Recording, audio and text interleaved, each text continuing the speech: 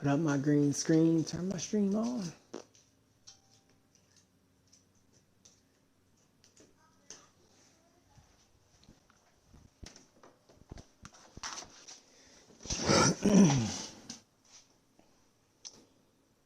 Alright, be live.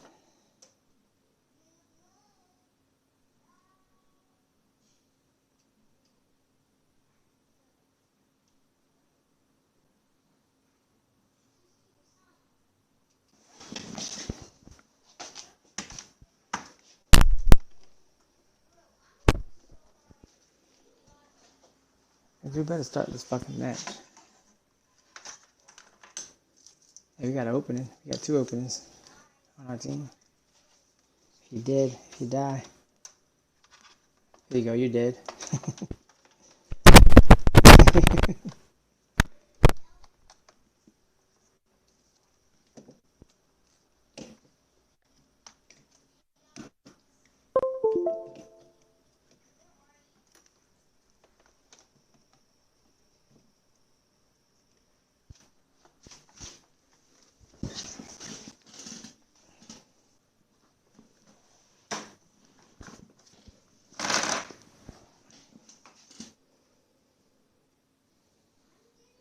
Fuck, man, I'm going to find a new fucking lobby because this dude's bullshitting.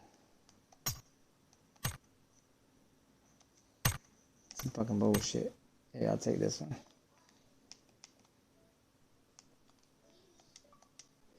We're gonna beat up the Yak guys. Yaks, the Yak clan. Let's go team 7. Yeah, I just sent one, didn't I? Everyone go to team 7.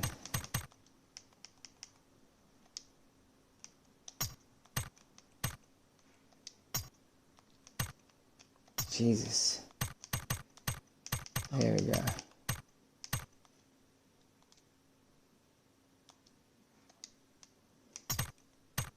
I'm trying to get there. We're talking about invites? Is that invites?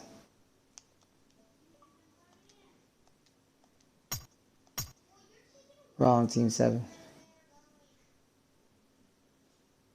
People coming in quick, bro. Y'all better hurry too. Where'd Towsley go?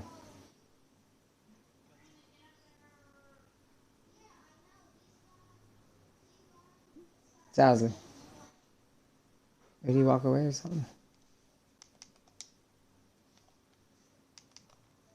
Oh shit, he's not in the fucking party.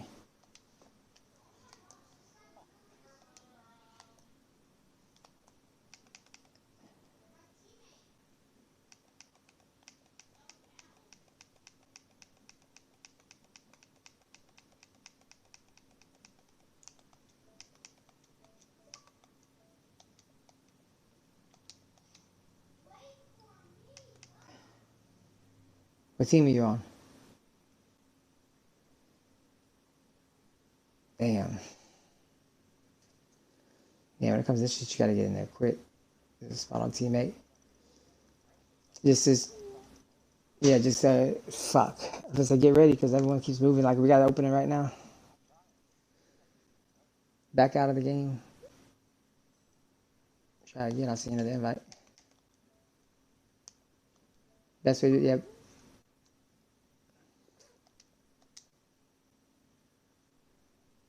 You're on team 2. Get down here.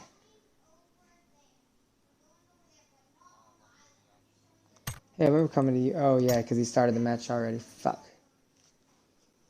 Everyone's backing out, but they don't realize that you're already locked in. Man, we need to start a clan, man.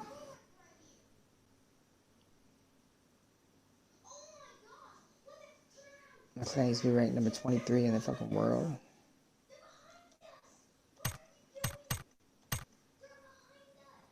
There you go.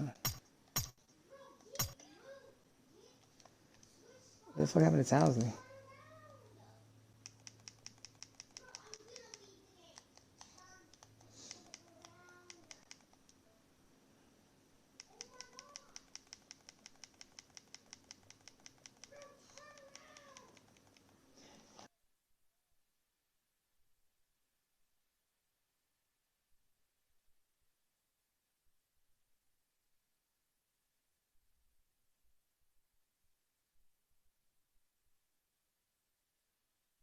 Trump Forever. Where do these guys get their name? Why would you want to call yourself Trump Forever?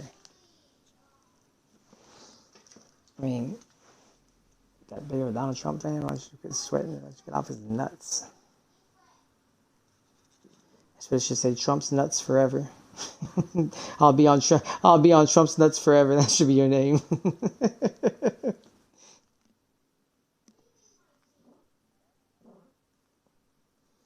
I should make my name that. I'll be on Trump's nuts forever. That way everyone would understand. And I'm hanging from his nuts. What can I say?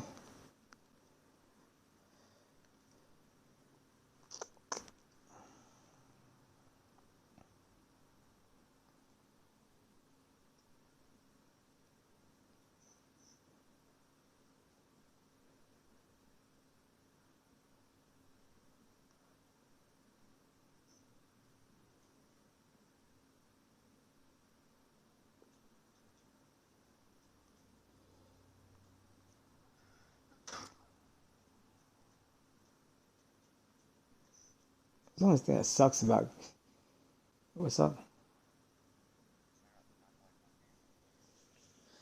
The only thing that sucks about playing these fucking 10-man squads, man. It's stupid ass motherfuckers don't ever start the goddamn game. You ain't gotta have a fucking 100% full lobby, dude. If you try to wait for that, people are gonna start leaving.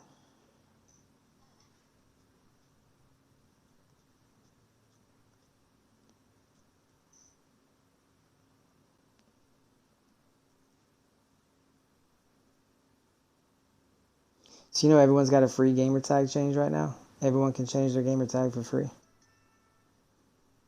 Y'all know that? You always get everyone gets one free change anyway. But right now, even if you already use your free one, they're giving everyone a new free one because they just did a gamer tag update and they changed all the specs as far as what you can and can't use. You can't use anything over 12 digits. But everyone gets a free change right now.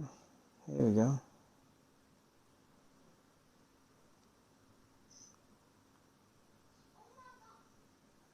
You been snorting some yayo? Yeah, it's just normal. Yeah. It's just, what would 10-man team is normal? Yeah, it's not war mode though. You're not spawning back in. I like that too though. Especially if I'm having a bad day and I can't kill nobody, I go into that war mode where I get to spawn back in and I can just go ape shit on people.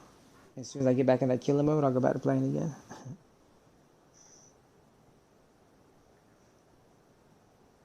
Oh yeah, it's hectic. You know, we're in a party chat, so no. Yeah, they'll probably know me, you, and Sunshine. They'll probably start sending us invites here in a minute.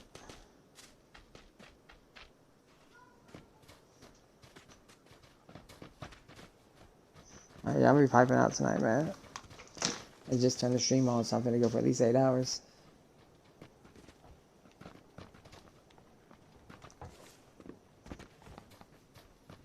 We're missing number 9 and number 10, or is it only 8-man teams?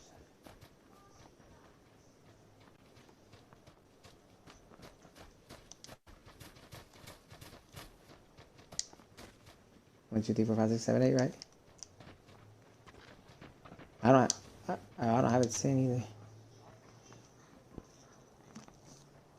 I don't have it 10. It's fucked up. He gets in my way, I'm gonna shoot him.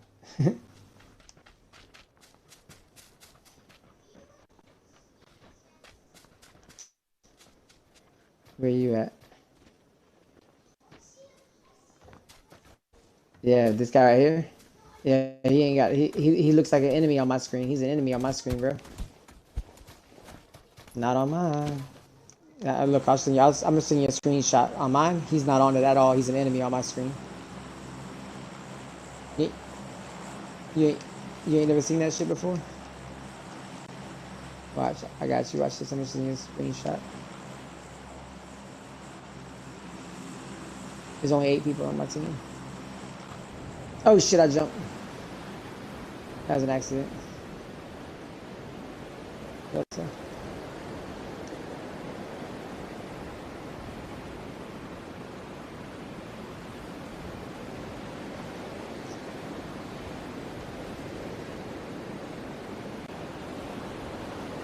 Did Banshee come with us? I hope not. Good.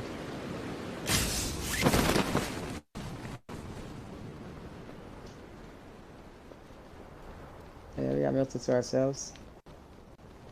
There's one random over there at the foot of the bridge. We should go kill his ass.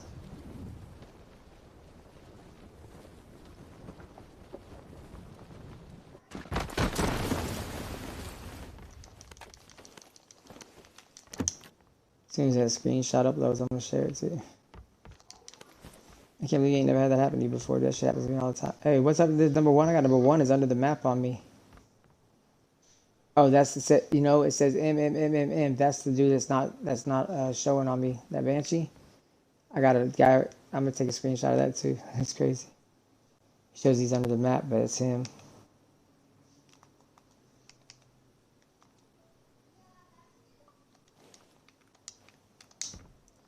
No, it happens all the time, dude. No, it happens all the time, dude. Usually it happens the other way around. I'm the one they can't see and they shoot at me. When you're playing like 4-man squads, it happens all the fucking time. You see now that you've seen it, it'll happen to you too. Watch.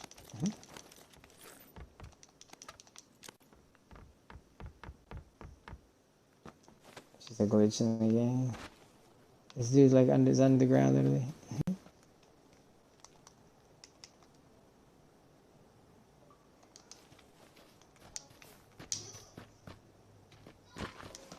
The boys over the Pachinki are down already.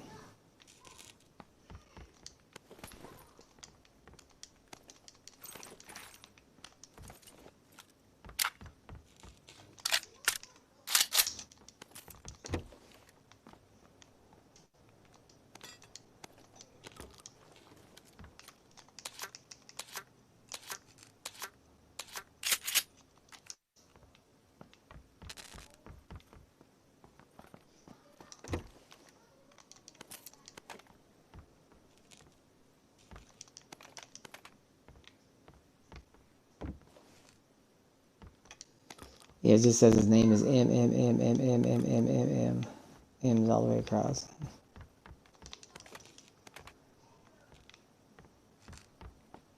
Only reason I know that's him is because the other day this happened just when I was spectating my teammates. I saw that M on their screen, but it came up on the guy that was not showing on my screen. She was my homeboy, so that's the only reason I knew he was there. We didn't kill him.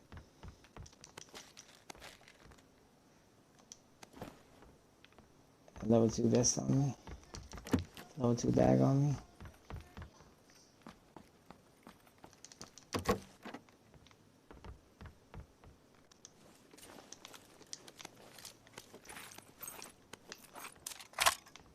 An extra one.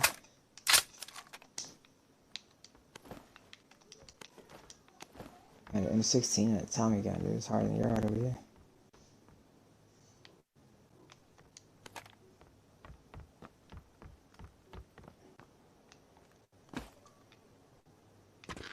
Check this out. Screenshot is uploaded.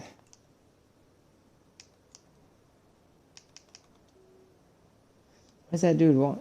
Nah, he probably wants us to go get. He probably wants us to go get revenge on his homeboys because they're dead.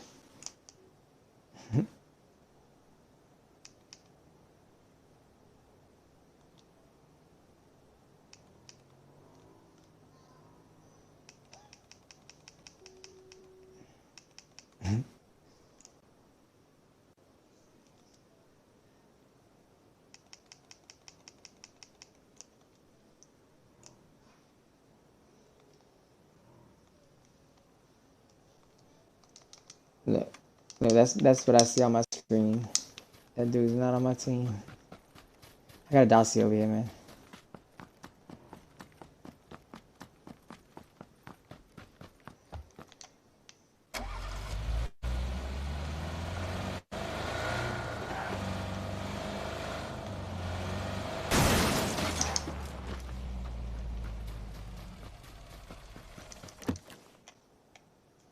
We do need to get going towards that circle. I need a 3 times or something from this 16. Nah, I need a 3 shit. I got SLR, fuck yeah. I'm dropping the M16 Sunshine.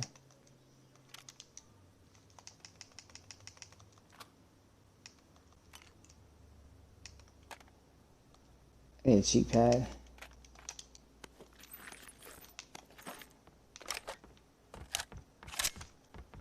I got no first aid. I got one first aid. Yeah, like 2 times. How many?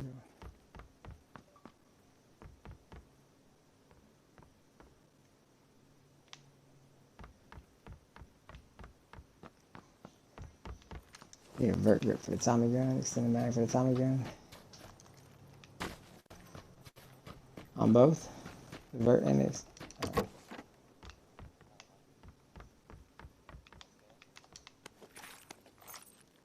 I don't think that light rate will go on there.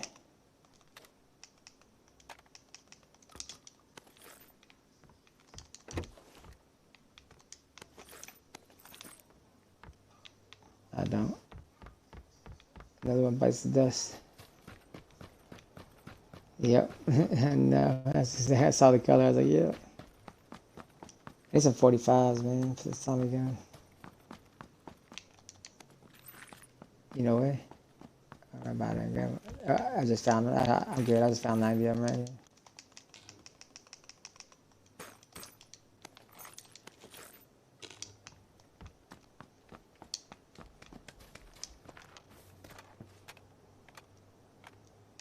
I can't use none of it except for that.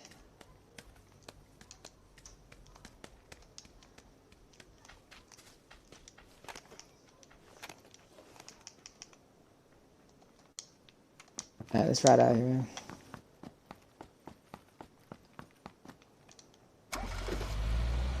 Sunshine out.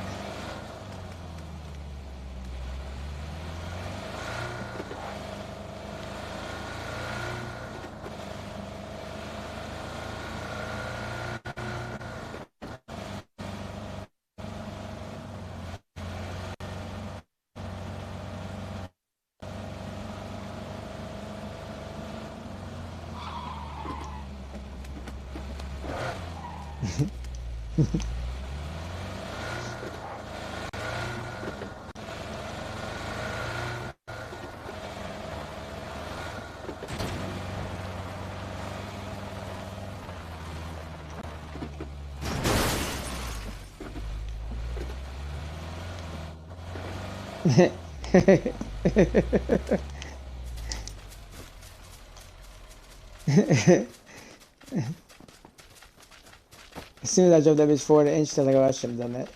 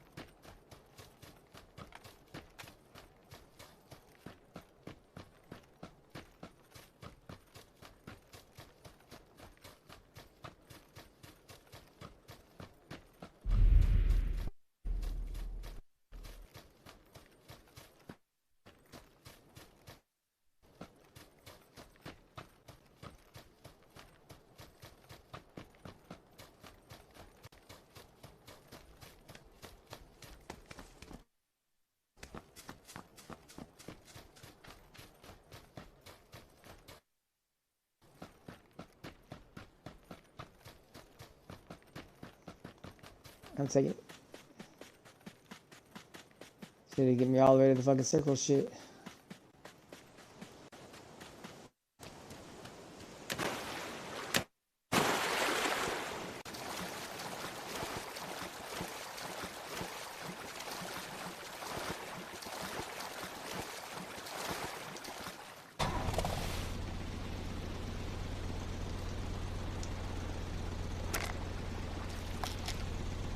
Who are we missing? Oh.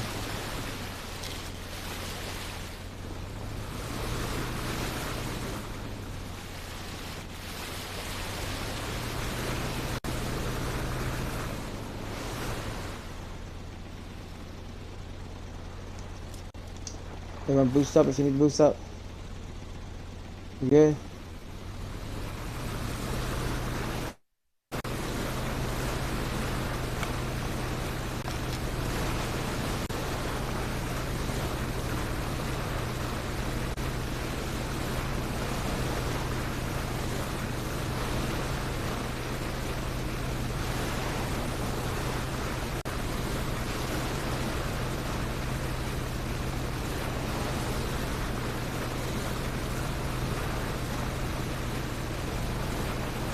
The J universe guy way the fuck up there, bro. At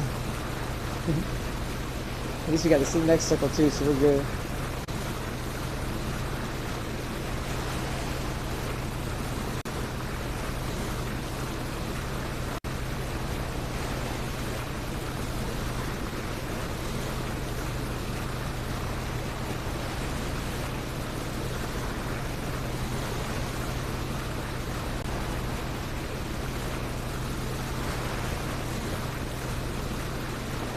I'm gonna stop behind this rock up here so we can all heal. So I'm about to stop recording for you.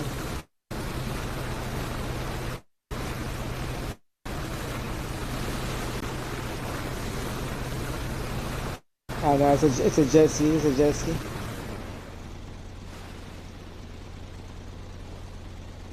I can't hear. Can y'all hear? There we go.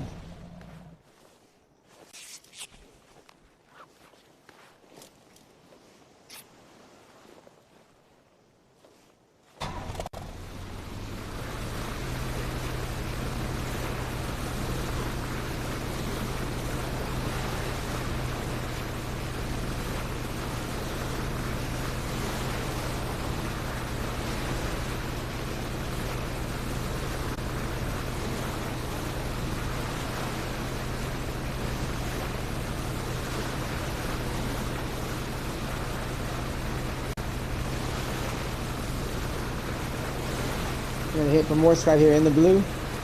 We're gonna work our way out of the blue because I'm afraid if we hit right there, we're gonna get shot the fuck up.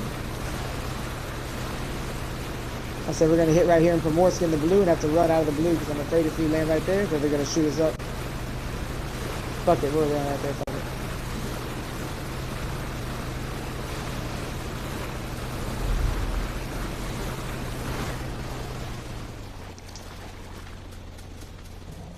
it. Ready to heal up real quick.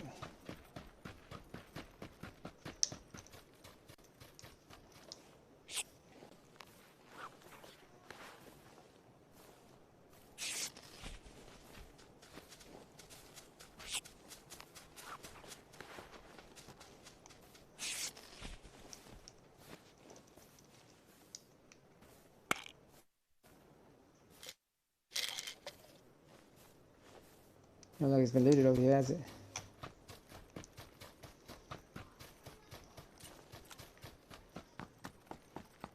Somebody stone sharded dude, bro. He don't want to come hang with us. He's pissed off because all of his homeboys are dead. Yeah, I see a vert grip. Snatch it up for me.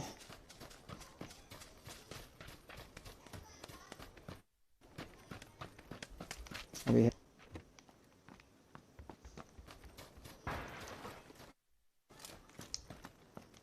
Oh shit, I just saw you sunshine. I could have sworn you just went like through the other door. Oh,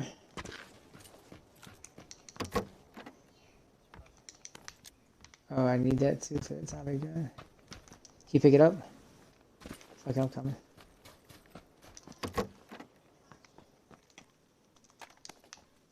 He's that vert grip, bro. I have this thing decked out. Lightweight should go on that motherfucker. I don't know why it doesn't.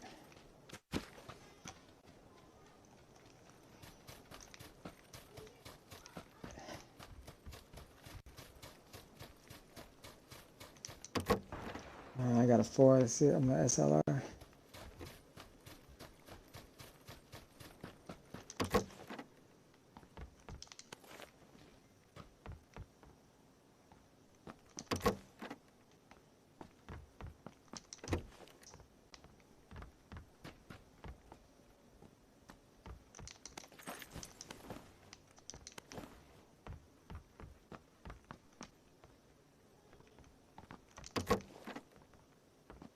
AK-7 and level 2 helmet. I don't know why I didn't grab that level 2 helmet already.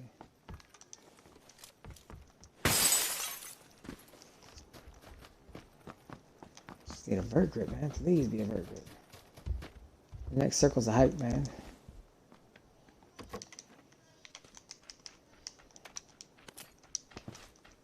We got a minute and a half.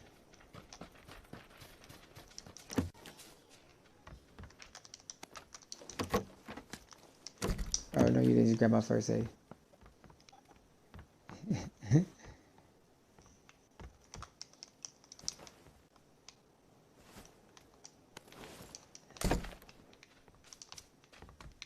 Nah, that should be good.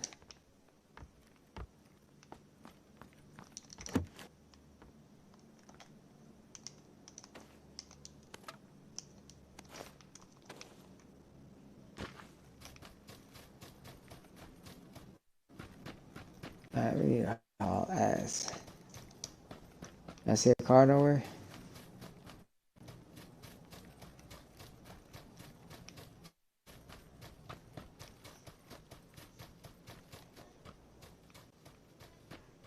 You going to grab it? Oh, that way. Okay, I thought you meant this way. That M guy looks like he's knocked, dude. So it's fucking me up. I keep thinking one of y'all are not behind me.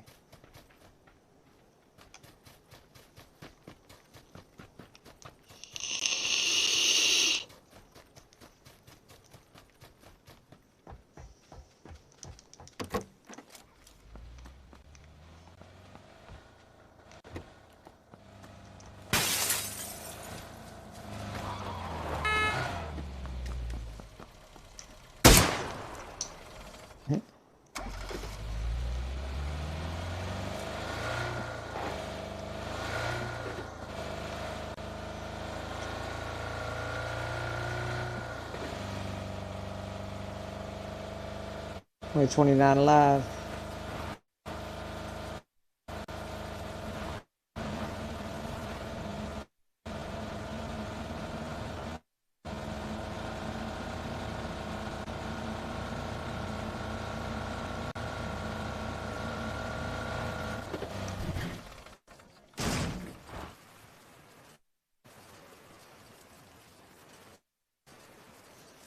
It's not gonna make it over that damn hill.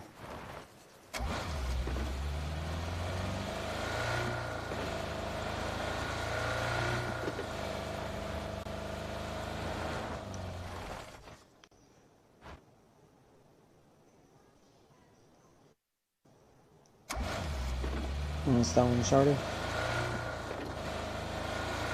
You got that rock up there, that mountain.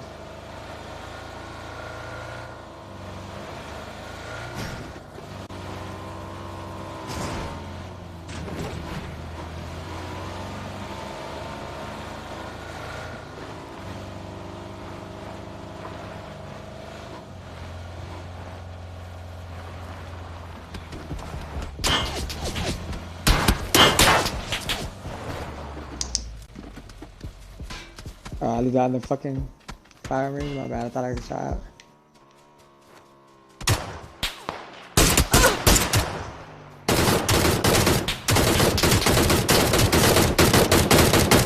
Hey, dog pound, get down here, bro.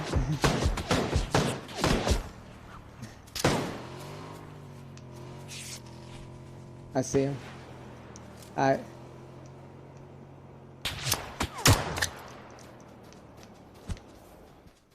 And that care package. Boom! Damn.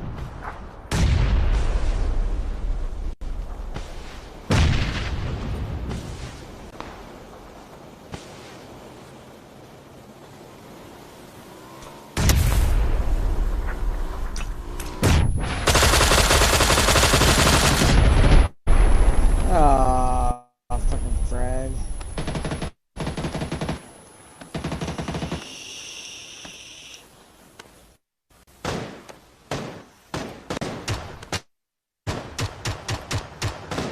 Gotta crawl to you, sunshine. It's a long way. Got smoke you can put out that way.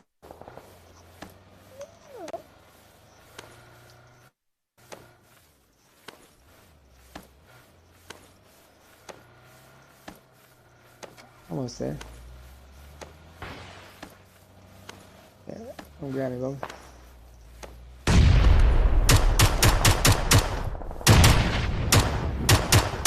Circle moves in 15 seconds, man.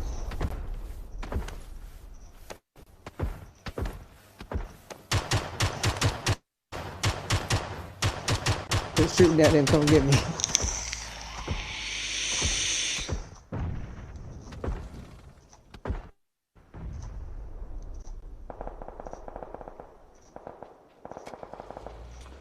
The guy rushing you. You waiting for you to come out the door.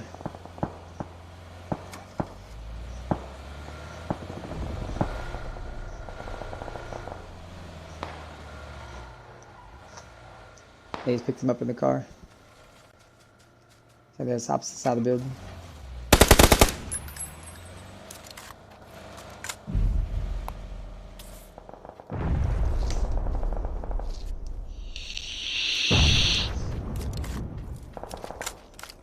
This one's gonna hurt. Oh, we got a bunch. You better run.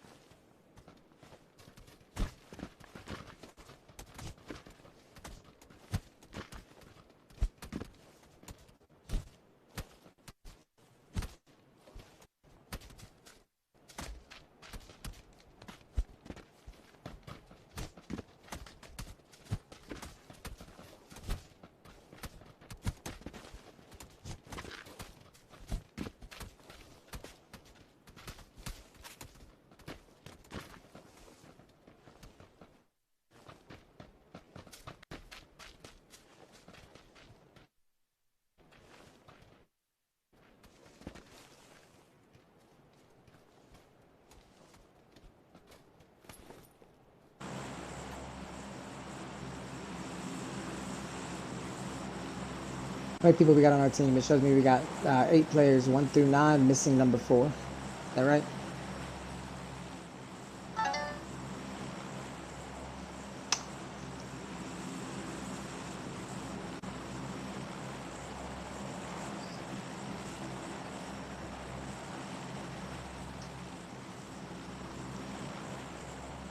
Oh man, shut the fuck, AJ.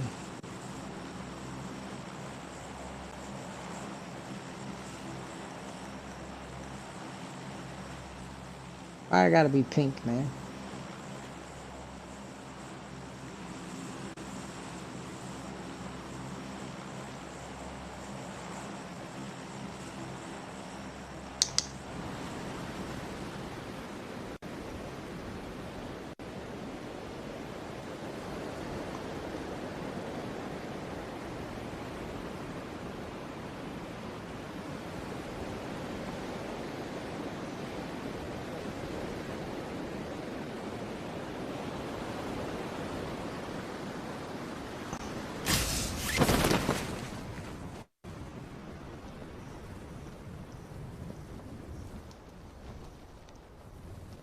Holy shit. Definitely going containers. We need to go north side, man.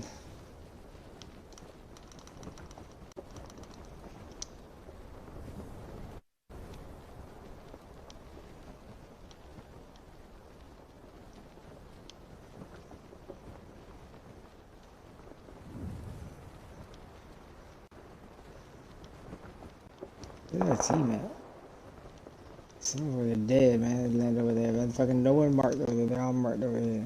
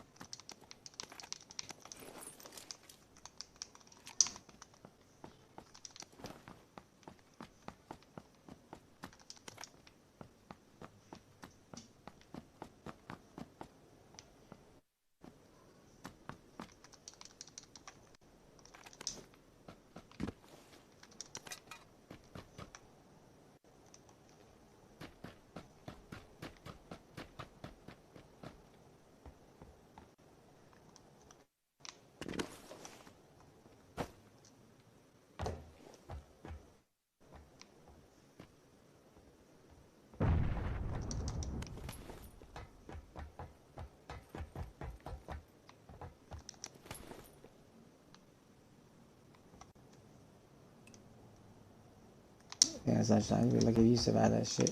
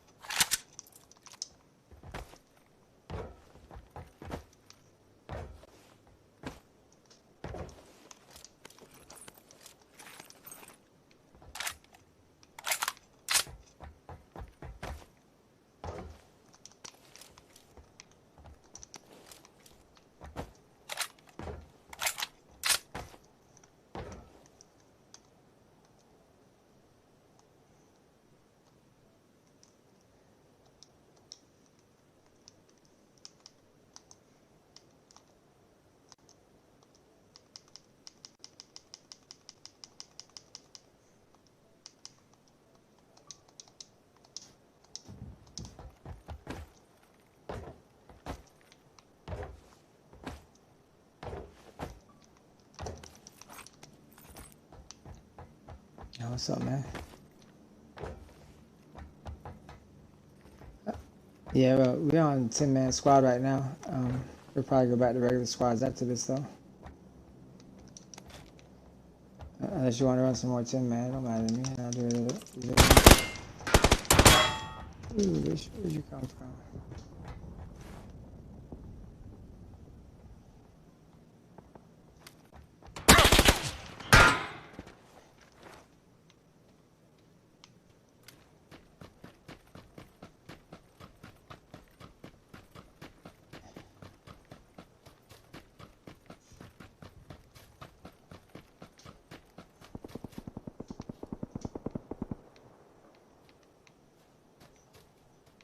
Alright. Alright, I got you.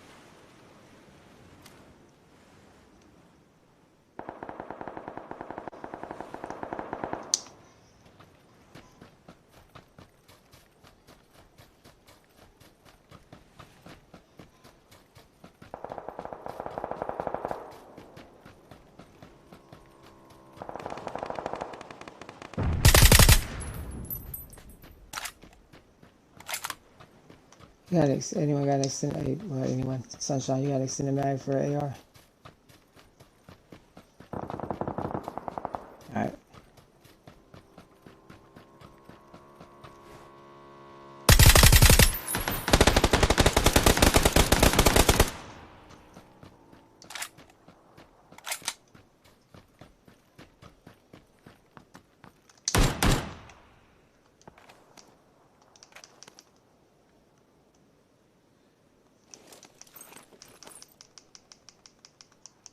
I'm dropping this VSS if you want it.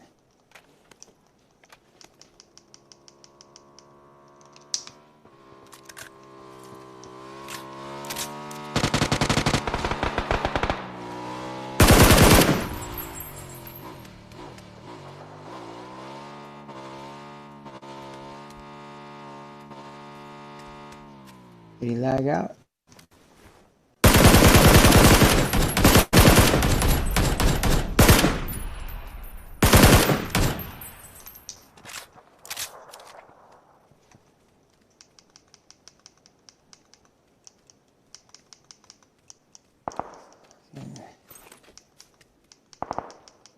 Man, this motherfucker got a UMP. Only thing he's got a shitload of rounds for that 9mm.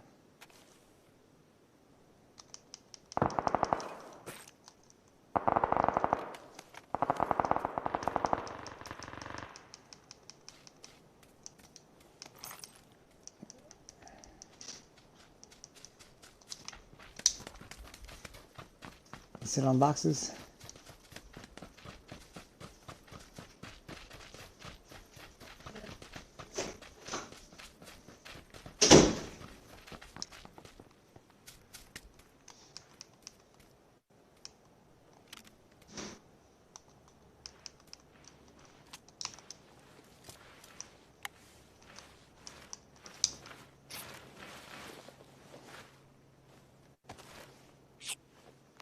Yeah, fucking fire band-aids.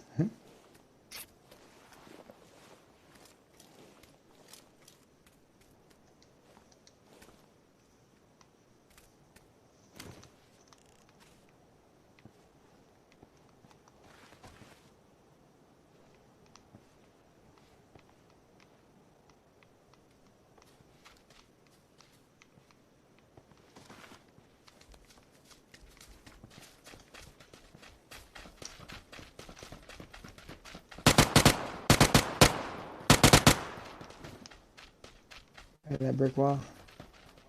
I saw him at the corner of the brick wall.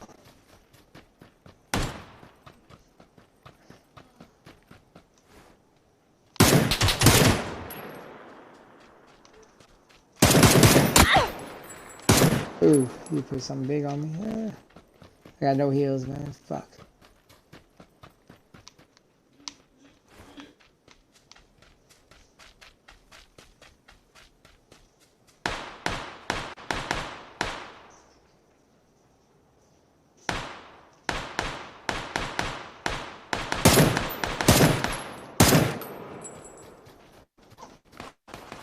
You got any heals? Sunshine? I'll take bandage. I'll take anything right now, bro. I got nothing.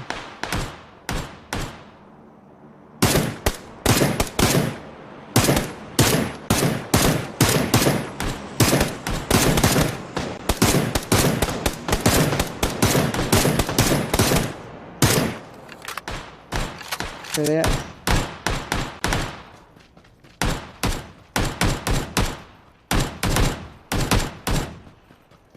With band-aids?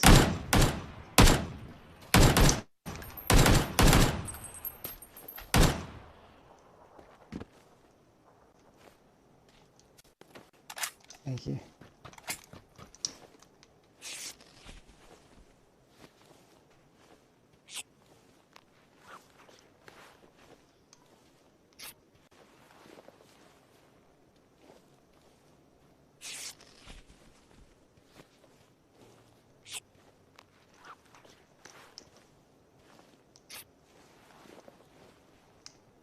The next circle's a hop and a skip, bro. Better get moving.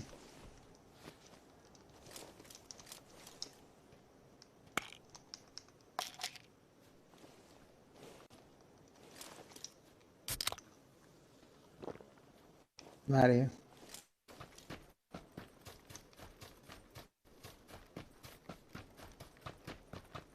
They're running over here by the warehouse beside me.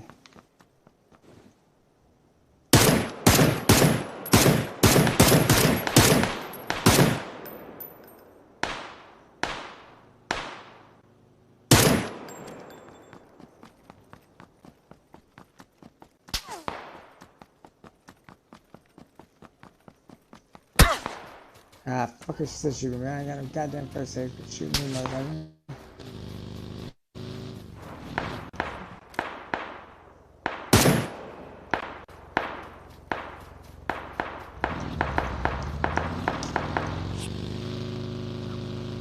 I see him.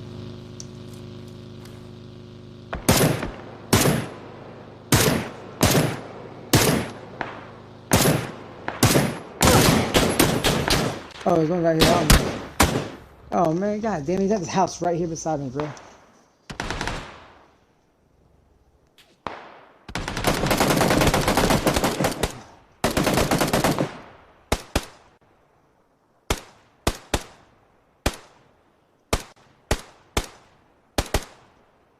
He's outside. He's on the back side of the ground.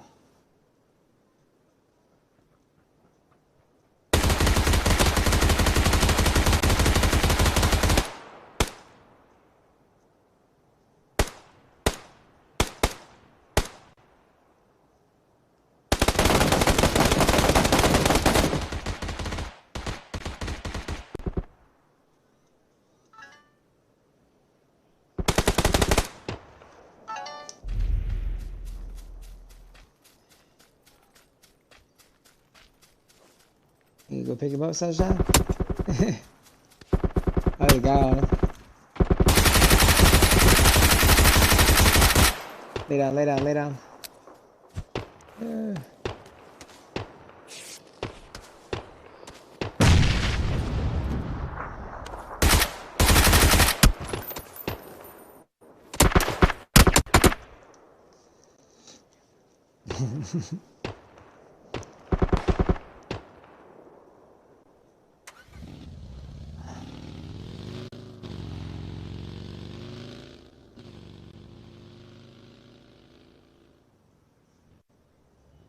You wanna run more 10 mans, or what you wanna do? You can pick up homeboy and do whatever you want, no matter.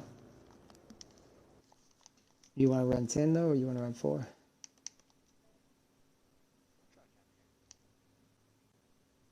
Let me find us a lobby first.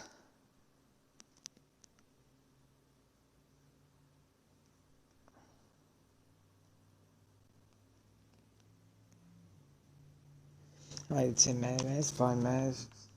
As long as the fucking whole team lands together, that shit. So I wish we could get 10 homeboys in here.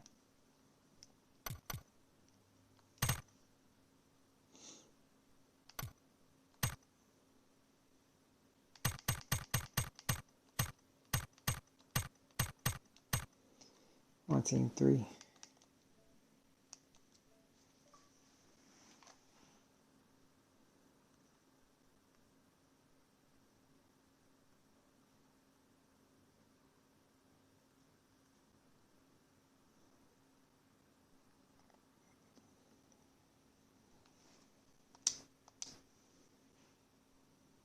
We're on team 3.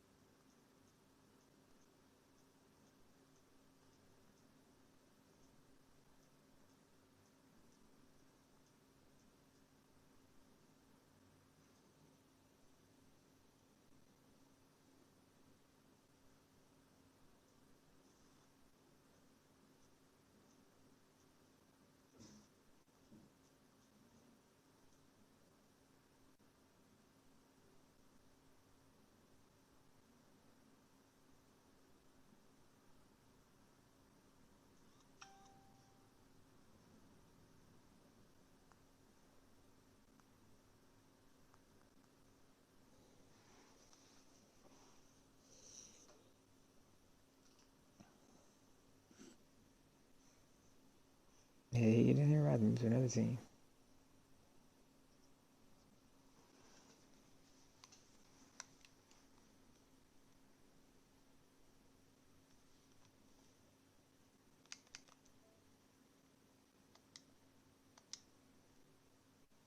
You have to go to teammate.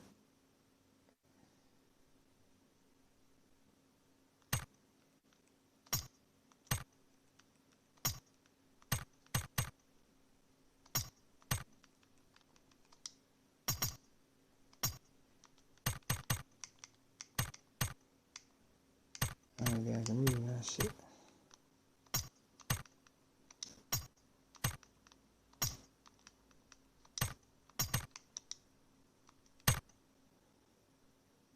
Damn, dude.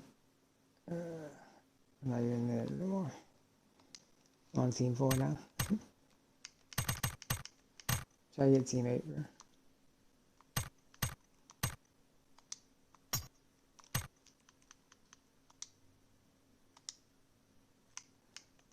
Can't do shit. Team 10.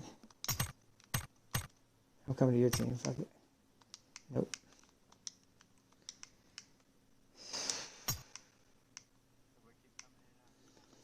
Yeah, now we were good, man, but fucking homeboy didn't show up. So you could, Mattel, you come in if you got muted or what? Are you trying to finish the game?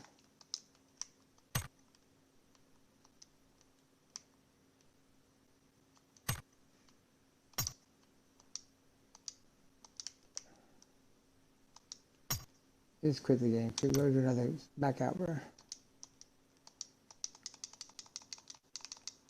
Probably too late. You probably already started it.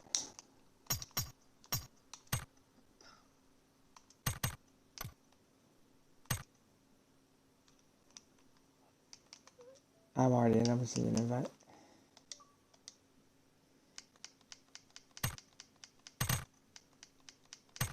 Let's go to team 7.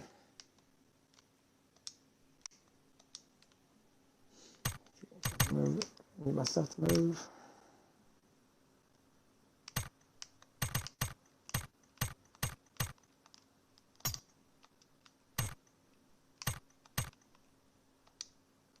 Shit should be filling up so damn fast, man. Fuck.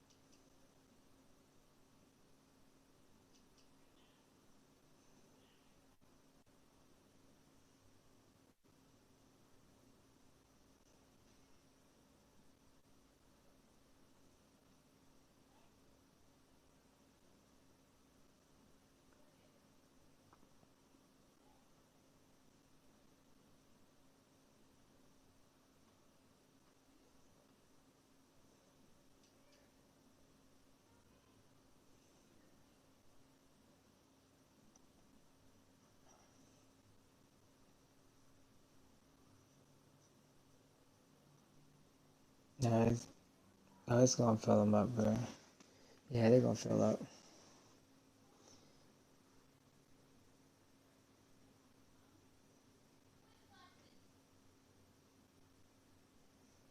Wife back there yelling at my damn kids.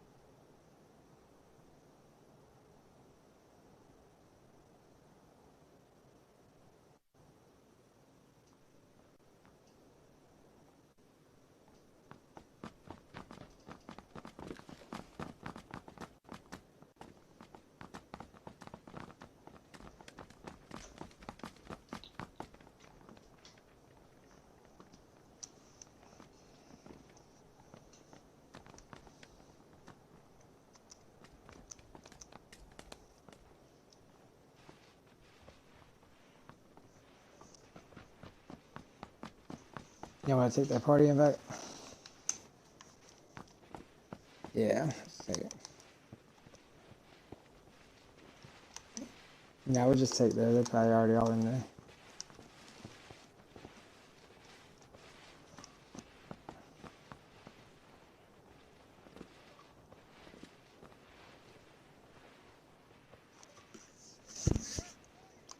Jorge.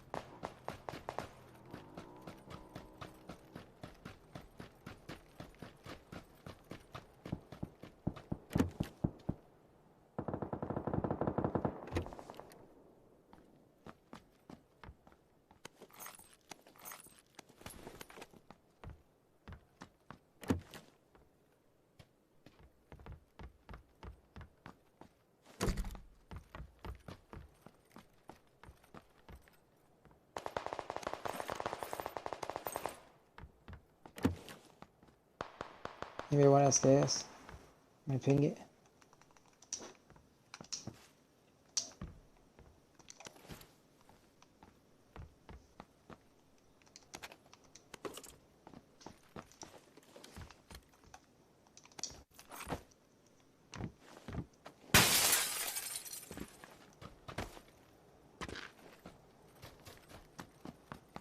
Yeah, right over the sunshine.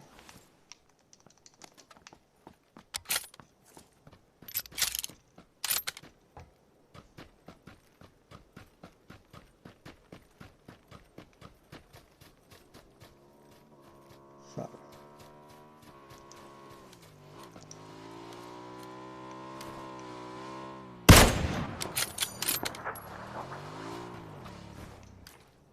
Motorcycle on me, sunshine.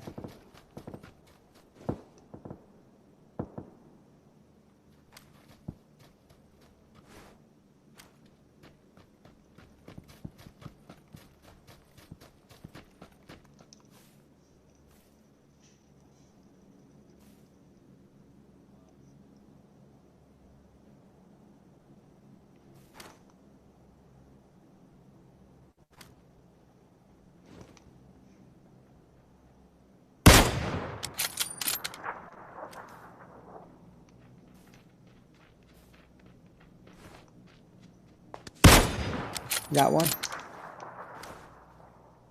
There's one more in this. There's one more in this garage right here. Carport.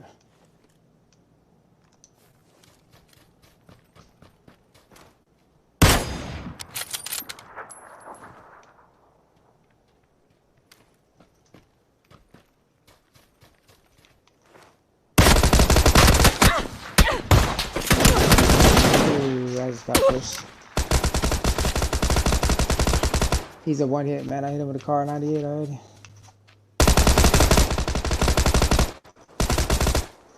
Got one down in that carport over there. You got one more. You got one more shooting me from 350.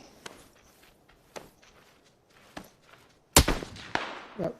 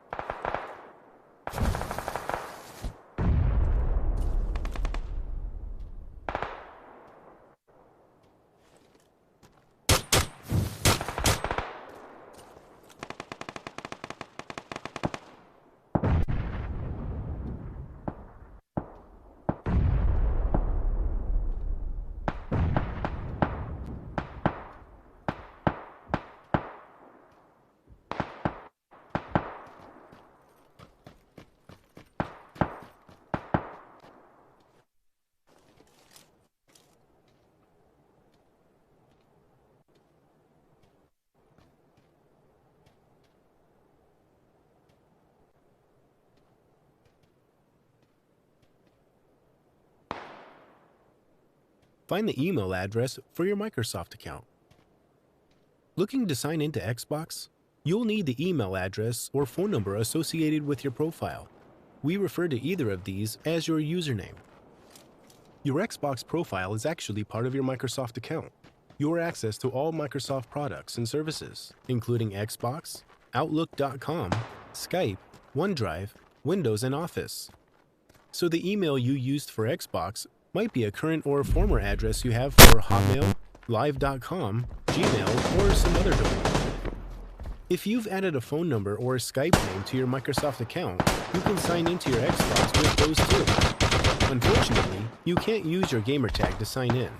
Accordingly, Xbox support generally can't provide your account info, even if you know your gamertag. To identify your email address, check whether you enabled auto sign-in on Xbox One. If so, you can find your address in Settings. Security and Passkey.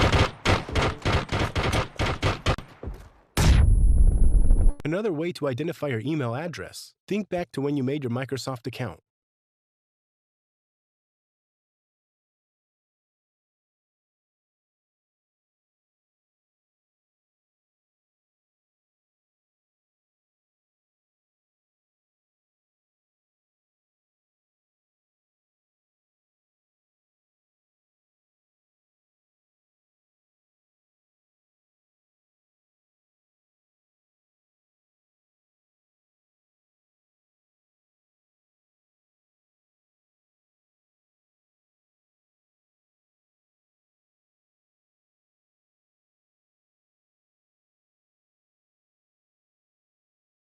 For your Microsoft account, find the email address for your Microsoft account. Looking to sign into Xbox? You'll need the email address or phone number associated with your profile. We refer to either of these as your username.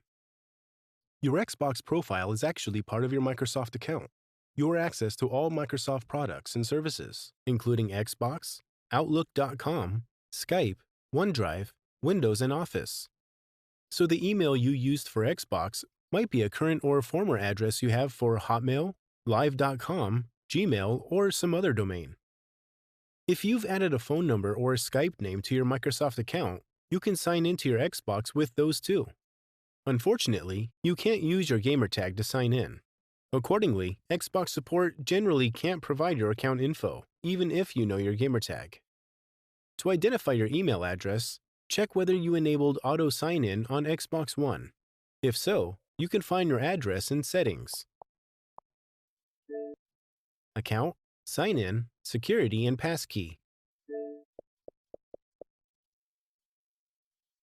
Another way to identify your email address, think back to when you made your Microsoft account. Were you using a different internet service provider? Maybe the email for your school.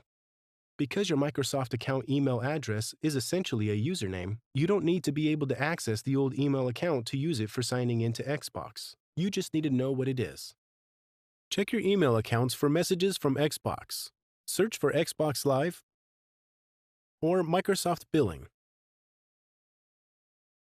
If a family member's account is linked with yours, they can look up your email address on their account. Have your family member sign into their account at account.microsoft.com/family. Find your name and look beneath it to see the email, phone number, or Skype name you used to sign in. So now you have your email. If you've forgotten your password, click on Forgot My Password or reset it at account.live.com/password/reset. Fill out the form.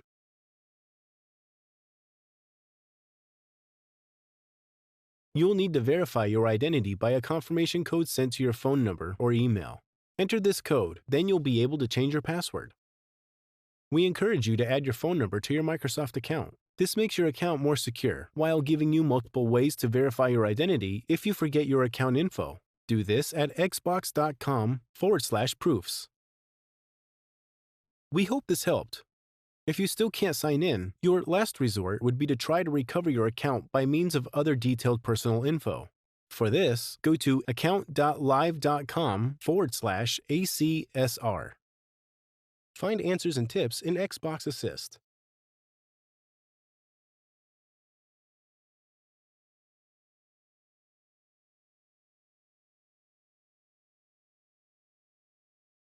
Find the email address for your Microsoft account. Looking to sign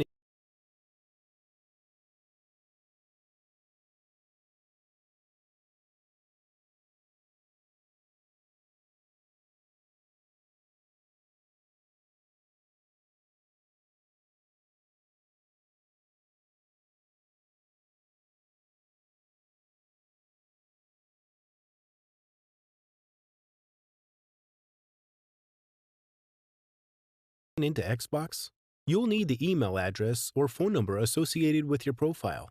We refer to either of these as your username.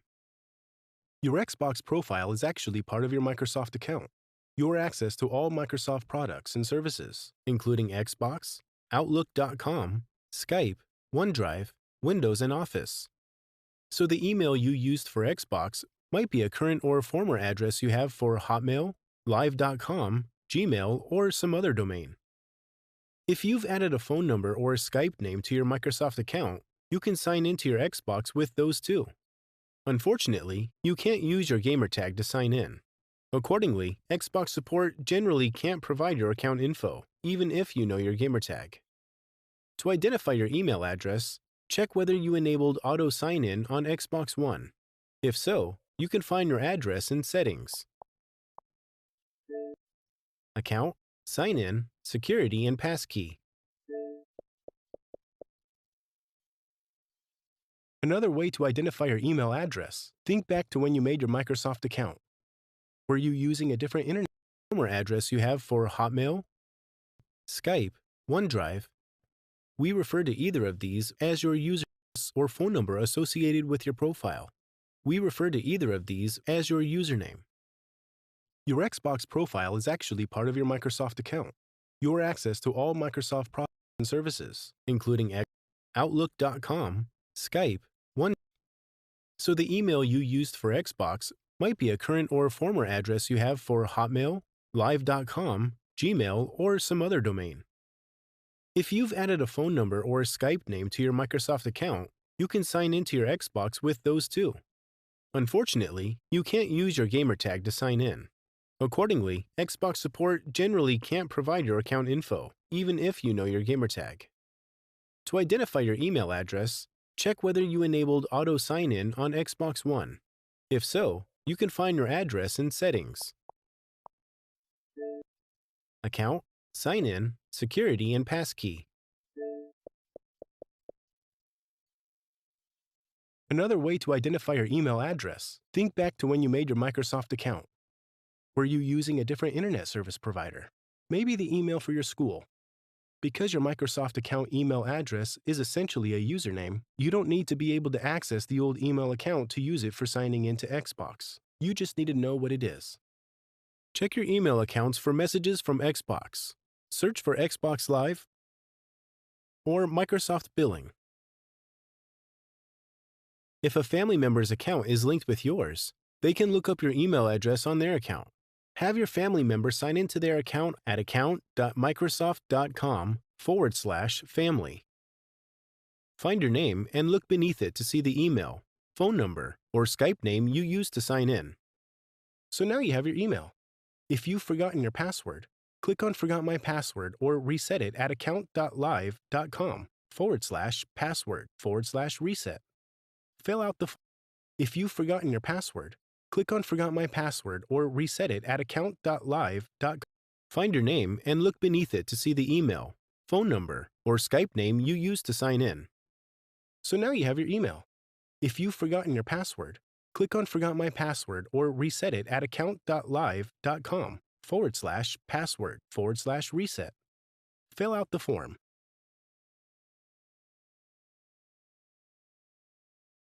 You'll need to verify your identity by a confirmation code sent to your phone number or email.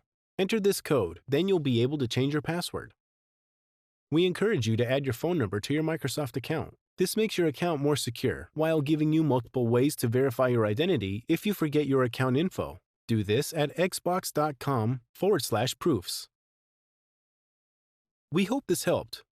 If you still can't sign in, your last resort would be to try to recover your account by means of other detailed personal info. For this, go to account.live.com/ACSR. Find answers and tips in Xbox Assist.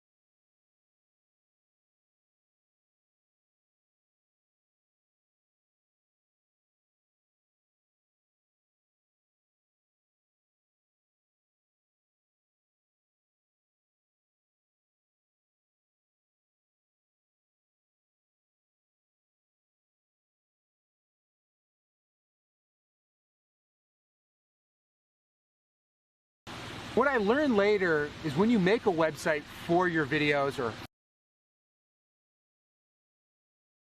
Writing's not that easy, but Grammarly can help. This sentence is grammatically correct, but it's wordy and hard to read. It undermines the writer's message, and the word choice is bland. Grammarly's cutting-edge technology helps you craft compelling, understandable writing that makes an impact on your reader. Much better. Are you ready to give it a try? Installation is simple and free.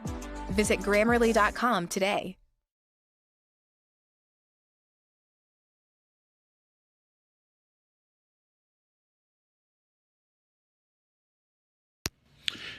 Hey, what's going on, guys? Welcome back to Hemi Jarvis. In today's video, I thought I would share with you guys how to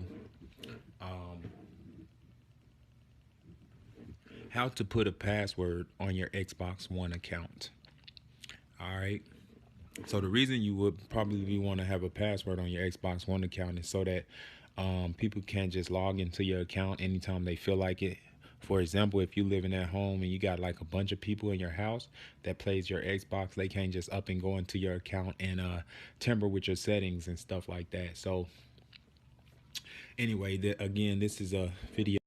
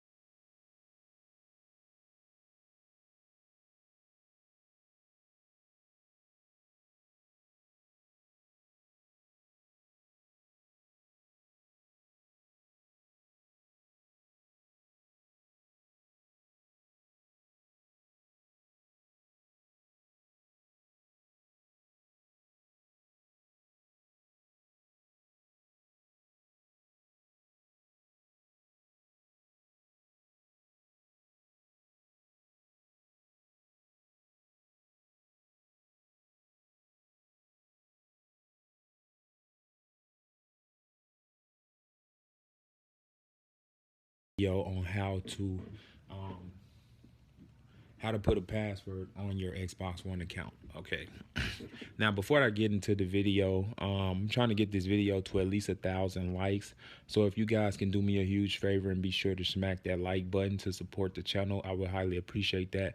Also, be sure to hit the subscribe button so that you won't miss out on any more videos that I upload to YouTube. Hit that notification bell, and let's get started. Okay. So step number one, you want to put a password on your account. So the first thing you're going to do is scroll all the way over till you see to your profile. Go all the way over to your profile picture here, and then you're going to go into settings.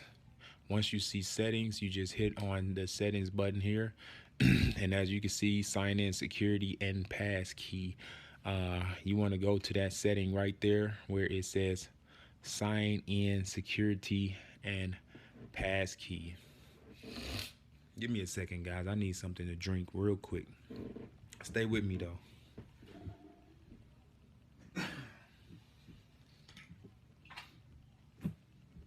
Stay with me. I gotta drink some juice.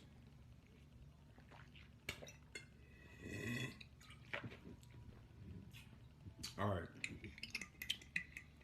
So again, guys, what you want to do, you want to go ahead and click on sign in, security, and passkey. Once you click on that, delete my passkey, manage my connections. Where you want to go? Legal document, this controller signs it. Okay, change my sign in and security preferences. It's this setting right here. You're going to click A on it. You're going to change it to ask for my passkey, or you can lock it down. You'll need to authorize signing in, buying things, and changing settings using your Microsoft account. But we're going to go to ask for passkey. We'll ask for your passkey before you sign in, buy things and stuff like that. So we're going to go to this one here where it is ask for my passkey. All right. And so change my preference for security, ask for my passkey. Then sign in, this manage my connect, sign in data.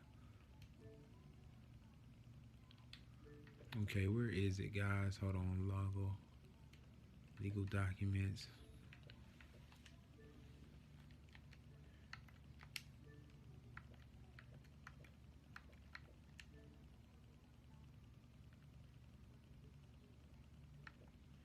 Okay, create my passkey. So what I did was I deleted my passkey and then I went to create my passkey. So that's what you guys got to go to, create my passkey. Then once you do that, as you can see here, you will notice that these numbers are on the right side of the screen, and they also have like little buttons and stuff you could push in order to get the numbers. So what I'm gonna do, just for the purpose of this video, I'm gonna set mine on a simple passkey. So let me turn on this light so you can see what I put in. All I'm gonna do is hit this button, down, down, down, down, down, and that's gonna be my passkey. You could, if you want to set yours different, you could hit any button you like. As you can see, the buttons are over there on the right side of your screen. You could hit left, up, down, and that could be your passkey, or it could be anything else. I'm just going to hit down, down, down, and as you can see, when I hit down, it puts the code in over here on the left side of the screen, down, down. Then they say enter your passkey again. So it's just going to be down, down, down, down, down, down. And there you go, guys. That is how you set up a password for your Xbox One account or your passkey. And it's just as simple as that, guys. So it's just that simple. I'll show you guys again from the beginning just to show you, to make sure that you get it right. Be sure to again, guys, be sure to, let's get this video to at least 1,000 likes, and just be sure to subscribe to this YouTube channel. You guys do not want to miss out on any other Xbox video I may have on this channel. So again, guys, what you're going to want to do to make this work, hold on one second. Get something to drink.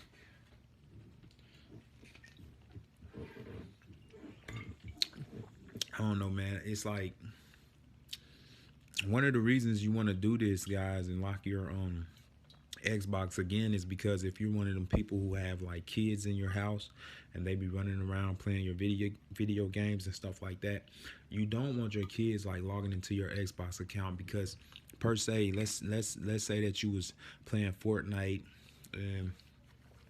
you know, and stuff like that, and you know, you have V-Bucks on your Fortnite account. What you don't want your kids to do is end up going into your Xbox account and spending up all your Fortnite V-Bucks and, you know, buying stuff that you didn't want to buy. So that's one of the reasons that you will probably would like to put that lock on your Xbox. Another reason is because, you know, sometimes people can log into your account and they be watching movies and stuff using your account, and you just don't need all of that, you know. You just don't need all of that activity going on with your Xbox account. Yeah, so that's just one of the ways that I would recommend, you know, why you would need a pass key, you know, just to lock down your Xbox. It's for your protection, it's just security, to keep, you know, keep your keep all of your stuff normal, you know. Now I'm gonna show this to you guys one more time.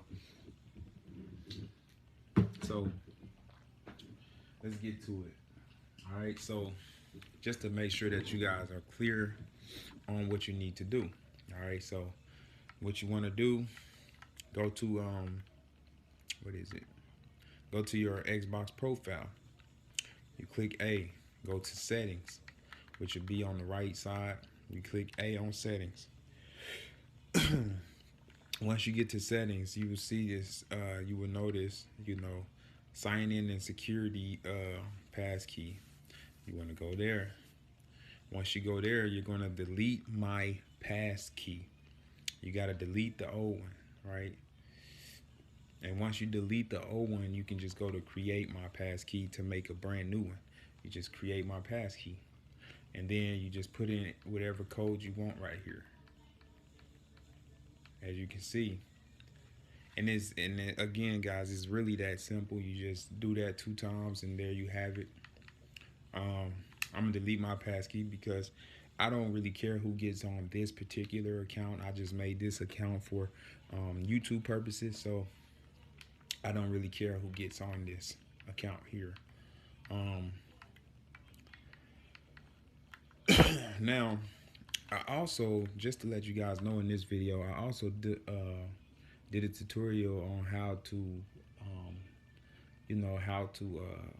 stretch your screen resolution on Fortnite and stuff like that. You can be sure to find those videos on my YouTube channel if you like. Yeah, with that said, I would love to continue making these videos for you guys to help you become better video game players. And also, I make these videos to help you guys with, fix the problems that you have with your Xbox, and not only your Xbox, but, I just do technical videos in general.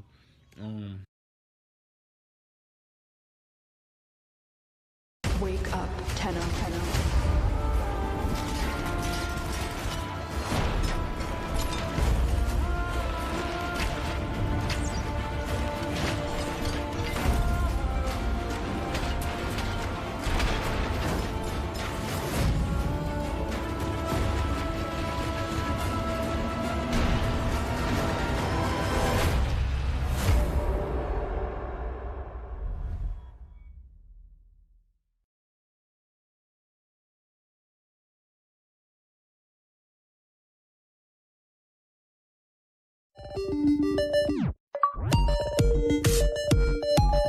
Xbox One Ride. News, support and everything Xbox. How to set an Xbox One passkey.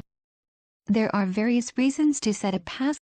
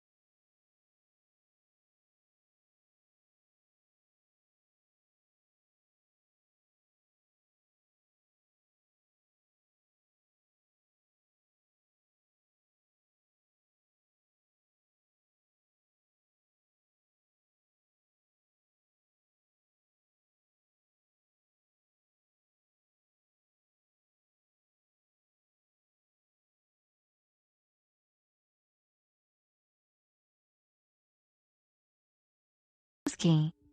The most important in my opinion is to prevent unauthorized charges.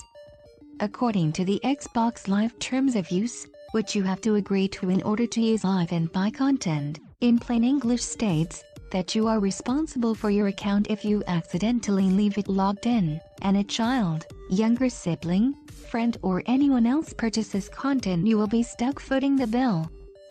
Scroll left on the home screen to open the guide. Select Settings. Select All Settings. Under Account, select Sign In, Security and Passkey.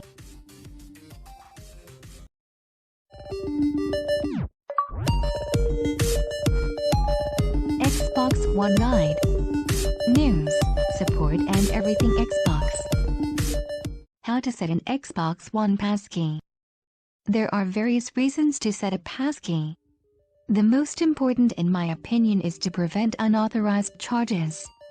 According to the Xbox Live Terms of Use, which you have to agree to in order to use live and buy content, in plain English states that you are responsible for your account if you accidentally leave it logged in, and a child, younger sibling, friend or anyone else purchases content, you will be stuck footing the bill. Scroll left on the home screen to open the guide. Select Settings. Select All Settings. Under Account, select Sign In, Security and Passkey. Select Create My Passkey. Enter a 6-digit passkey, and then re-enter the passkey to confirm. Your passkey is now set. Now that you created a passkey, you have to turn it on. Click Change My Sign-In and Security Preferences. Scroll right and click Ask for My Passkey. If you have automatic sign-in turned on, you will have to disable it. Your account is now protected. Whenever you want to sign in, make changes to your account or purchase anything from the store, you will need to enter your passkey. Now you may be wondering, what if I forget my passkey? If you forget your passkey, here is how to change it.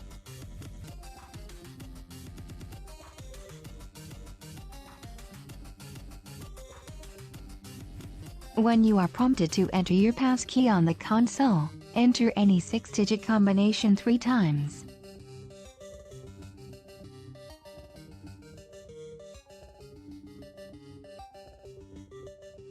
After you enter a passkey 3 times, Xbox One will prompt you to enter your Microsoft account password. Type your password. Select Make a New Passkey. Enter a new passkey, and then enter it again to confirm. Now you will be able to access your Xbox One. If you wish to delete your passkey altogether, here is how to delete your passkey. Scroll left on the home screen to open the guide. Select Settings. Select All Settings. Under Account, select Sign In, Security and Passkey. Select Delete My Passkey. Your passkey is now deleted and you are now unprotected. I hope this video helps you protect your account. Don't forget to enjoy my other videos or click like and subscribe.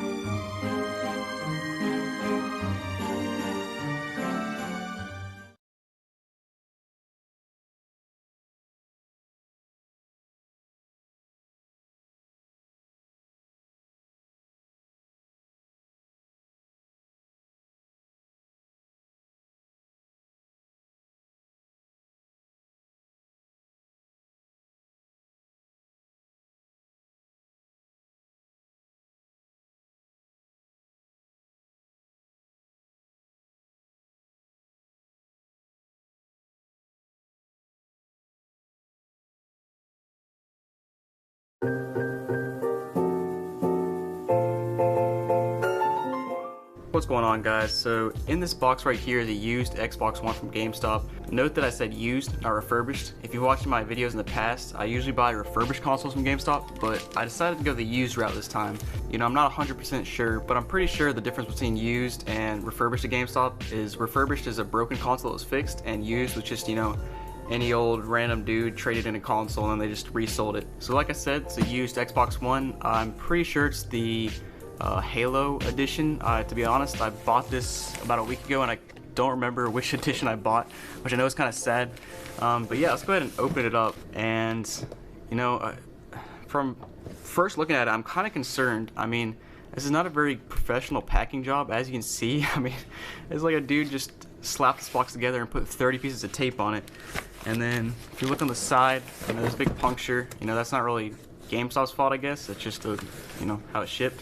But I mean, it's not in like it's kind of like bulging out of the package, which is really weird coming from, you know, a actual legit company. And then you can kind of, I'm not really trying to shake it, but if you move it back and forth, there's not much packaging in it. You can kind of hear the things like clank back and forth. So to be honest, I'm kind of concerned.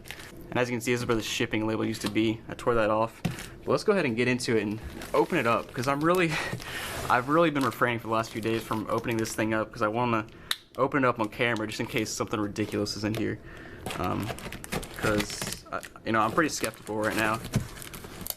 It's just a sketchy packing job, and the things are clanking around in there, and I'm a little bit worried that I'm gonna get like something defective.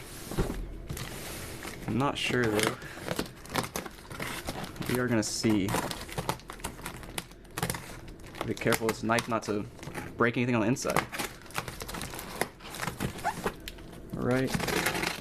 Let's do this final side. There it goes again, clanking around. Alright, so we got it open now. So let's see if we can pull this thing out now. So there it is. It's actually in a GameStop branded Xbox One box, like it should be. To be honest, I thought it was just going to come in this box, just the Xbox One, because that's what it sounded like. But here's the packing slip. Let me take a look at it real quick. So here's the packing slip, guys. Hopefully you can read that. Basically, I bought one Xbox One Halo 5 limited edition, 1 terabyte, and it cost $179.99. And this is the original Xbox One. This is not an S, not an X. This is the original. Wow, this is a great packing job by GameStop.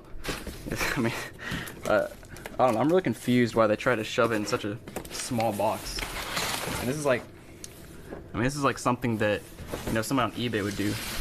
But coming from like a legit company, it's kind of weird. Alright, so here it is, guys. As you can see, it says pre-owned, not refurbished. Congratulations, you just bought a pre-owned system. Basically tells me nothing. And it doesn't tell me whether Kinect is included or not included, so maybe it'll come with it. I don't think it's supposed to.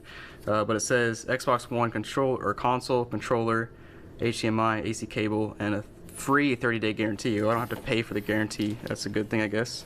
Alright, then they have this little sticker right here. Let me zoom in if you can see that.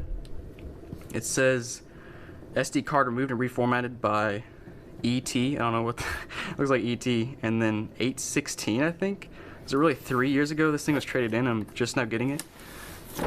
It's a tad sketchy. We're gonna see what's in here. It's still clanking around. Let's just go ahead and open this thing up. This is what we're all waiting for.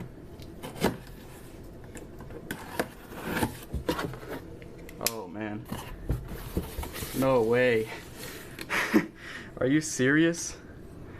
They just shoved it in a box and it's been clanking around in the box. No way, dude. This thing is destroyed.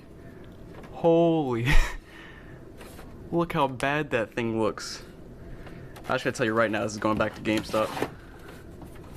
Oh man, this thing's just been clanking around in here. It actually came apart too. Dude. This is terrible. I can't believe this is what I got in here. What in the world? This is like, this button right here is basically broken. Maybe not, but it sure doesn't look like it. I mean, this thing is... Oh, the console's actually come apart. It's been clanking around in here so long that it's separated. No way. Dude, this is terrible. I mean, it's super dusty and everything. It obviously still looks intact, I guess, kind of. I still got the, I think that's the warranty sticker. But ooh, look at all the, let me just pull off to the side so we can see it a little bit better. look at all the scuffs in the back and dirt. And we look at the top. Hopefully you guys can see that on the camera. Let me see if I can get it in the light a little bit better. You can just see all the scuffs on that thing. That's terrible. It's just been rolling around in there getting scratched for who knows how long. I mean, it's a pretty sick looking console, but that's bad. And then as I said earlier, as you can see right here, it's the front part is basically separated. That's bad, man. Alright, so if you come back to the box and look at the rest of it, here's the piece of the console that was separated from it. I don't really care that much about the power supply, but it's just super dirty and dusty. And then last but not least, the controller, which is like mutilated. This thing is so, I don't know if you can see those joysticks, but they just got like dirt all in them. Super disgusting. And there's like dust and dirt all over the controller. The one positive is they actually gave me the correct controller. Like, this is the controller for this console. You know, a lot of times when you get a used or refurbished console, they just give you a random like white or black controller, not the actual special edition. But it is the real controller. It's just super dirty. I guess with the way the controller is, none of the functionality is lost. I guess I could clean it up. It's just, as I said like 10 times, it's super dirty. Alright guys, so I'm super interested to see if this thing actually turns on and works. So I'm going to take this over to my TV now. We're going to plug it in and see if it even works. Alright guys, so we're all plugged up and ready to go. And in honor of GameStop, I decided to leave this piece off the Xbox One so that we can leave it in its full glory and, you know, recognize that GameStop literally just let this thing clank around and break off.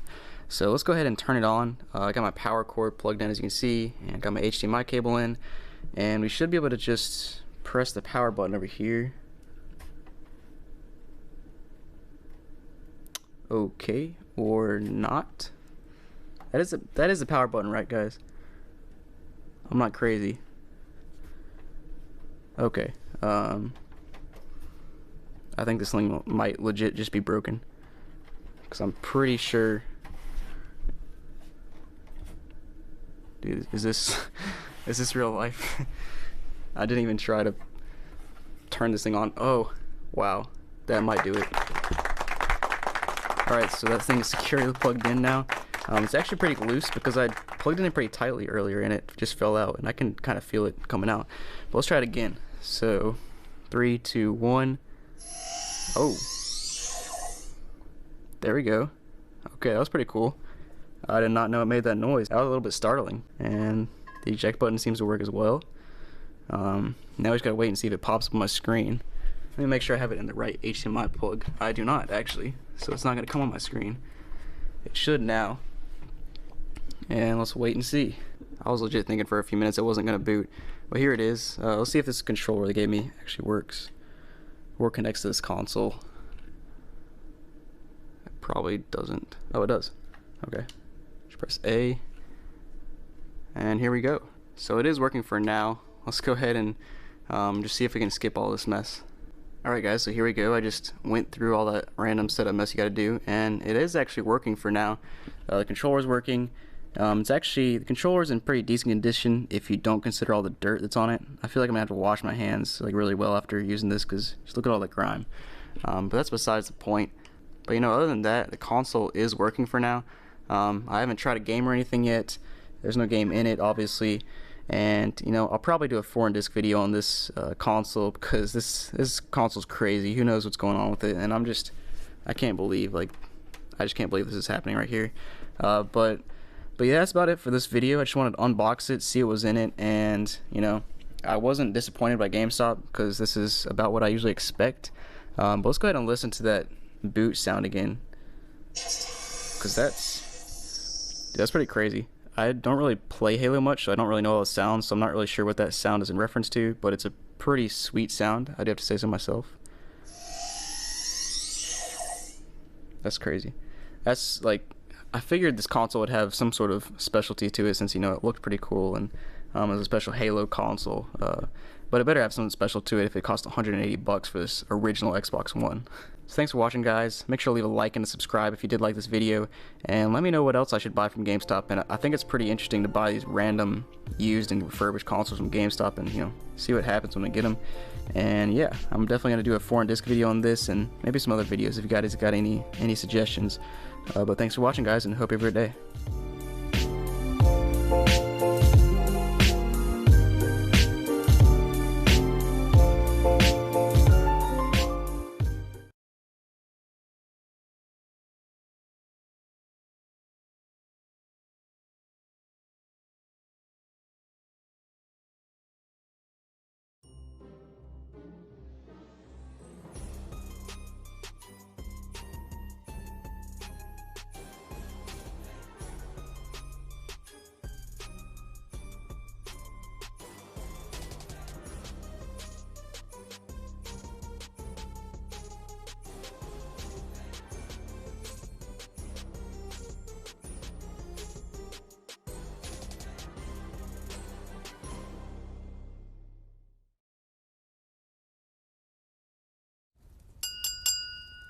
Thanks to GameStop's Black Friday sale, we have a new tradition.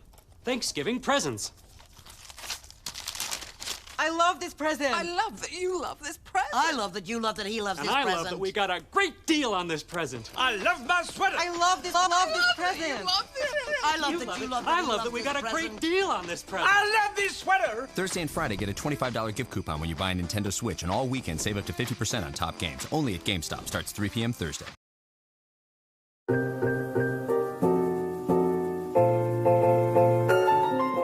What's going on, guys? So in this box is supposedly a used Xbox One from GameStop, and this is actually not the first used Xbox One I've purchased from GameStop. It's actually the second.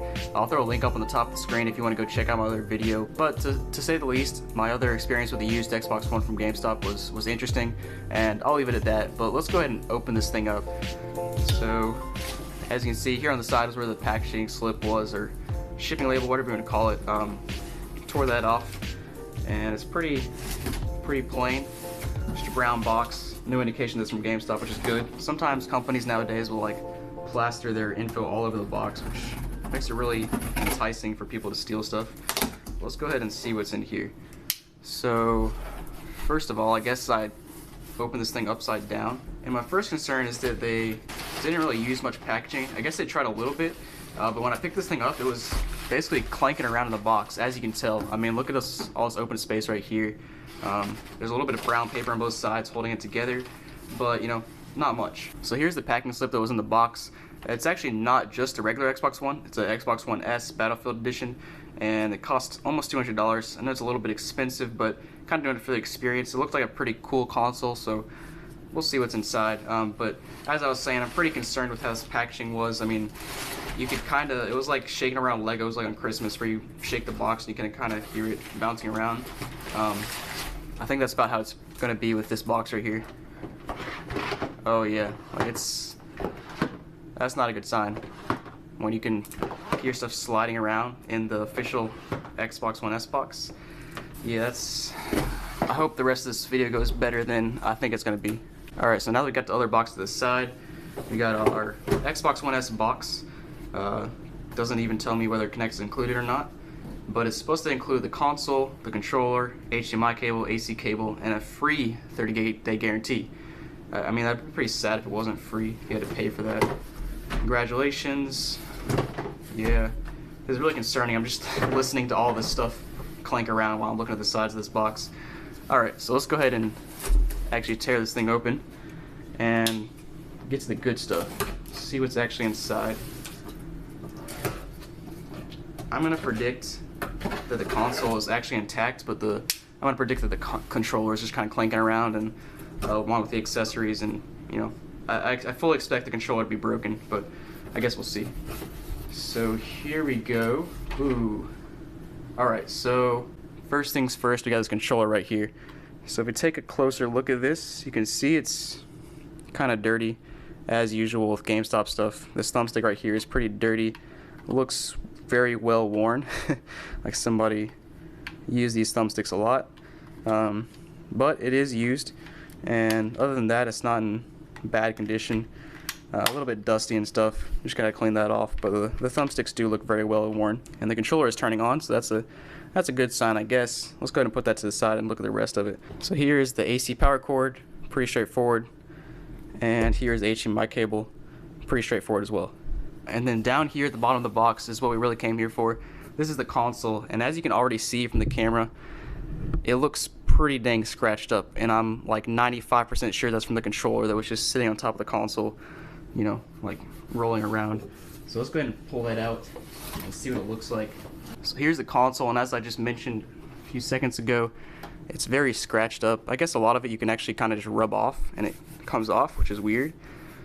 But it's still, I guess you can maybe rub it all off and it'd be in decent condition, but there's still some scuffs all over it. Same with this side. It's actually like a crumb in there. No, I don't know what that is.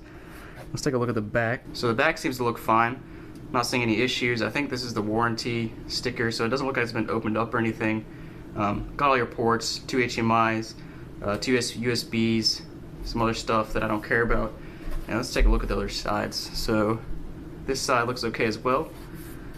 And the front, ooh, what's going on here? Looks like somebody wiped their greasy fingers on it. I don't know if you guys can see that. Yeah, you can see that pretty well, but it looks like somebody was like eating some greasy fried food and just kind of wiped their fingers on it. I guess you can probably clean that off pretty easily, but that's a little odd. Buttons are clicky. And the other side looks good as well. Alright guys, so far it's not too bad. I was a little sketched out about how the controller is just lying on top of the console and just sliding around. But let's go ahead and take it over to my TV and see if it actually turns on and works. Alright guys, so I got the console all plugged up now. Got the power here, HDMI here going out to my TV. And I know some of you guys are probably going to tell me not to play my consoles on carpet, and I don't. It's just a good place to show it off. So let's go ahead and press the power button and make sure it actually turns on. Alright, that's a good sign. Makes our little startup noise. Unfortunately, I was hoping it would actually have a different startup noise since it's a special edition, but apparently not, you know. It's like a Call of Duty edition, so I figured maybe it'd have like a gunshot or something, but maybe that's a little too far. So it appears to be turning on, preparing console. Not really sure what that's doing. I don't remember ever seeing that before on an Xbox, but I guess it's probably done it. I just haven't recognized it. In the meantime, let's see if this controller actually connects. Yep, connects right up. And I guess we'll just wait now until this thing is done preparing. Alright guys, so it looks like it's done preparing. It's now telling me to press the A button, which I guess I'll do. I'll listen to you. And now it's going to do some other stuff that I don't care about. Let's see if we can just skip over all of it. Alright guys, so it forced me to connect to the internet, so I guess I'll come back after I'm done updating. Alright guys, so 30 minutes later, after downloading a bunch of stuff and entering my account and all this other mess I didn't want to do, finally got my Xbox on, and as you can see, it is working so far. The Wi-Fi's been working, been able to connect to stuff, just because I had to log in and download, update, and all that mess. So the final test today is to actually put a disc in and see if it works. So first I just wanted to make sure there's no disc in there, and then I have this other random game, Assassin's Creed Origins. I played this game for a while, but I never finished it. I don't really know why. I just didn't. But let's see if I can actually get it out of the case first. And we'll put it in, and hopefully it'll at least give me the option to load so that we know if it works. It's probably going to tell me I need to download like 50 gigs of updates, but I really don't want to do that right now. I just want to see if it works. So let's see. Let's go to games and apps. Here we go. So it does look like it's recognizing it. It is going to work, but it's going to make me install it first. There's no way around it, I guess. You just got to sit here and wait for it to install or download an update or whatever it's trying to do. And here it is, guys. 8 gigabytes, needs an update, but I'm not updating it right now. Just wanted to see if it would work. But I guess the moral of the story, guys, is this Xbox does work. Got this used Xbox One S from GameStop. It's actually the Call of Duty, I don't even remember which Call of Duty it is, but Call of Duty limited edition, 1 terabyte, $200, which is, I guess it's not terrible for a decent condition Xbox One S. I mean, you can buy a brand new Xbox One S for $200, but that's only 500 gigs. So I guess all things considered, it's not too bad of a deal as long as you get one in decent condition. This one turned out to be in pretty good condition, other than the random scuff marks on the top, which I think I can wipe off. And then the controller is unfortunately pretty worn out, like the thumbsticks are very well worn. Like this, whoever played this definitely played a lot of Call of Duty. You can tell. So fortunately, my used Xbox One experience went a little bit better this time with GameStop. Better than my first time, as I said earlier. And just to let you guys know, I actually ordered another used Xbox One from GameStop. I think it's the Forza edition, if I remember correctly, but that already came in, and I'm going to be doing an unboxing of that one soon, and we'll see how GameStop treated that one. But thanks for watching this video, guys. Let me know down in the comments if you like these videos. Let me know what else you want me to buy from GameStop and open up. And yeah, thanks for watching, and hope you guys have a great day.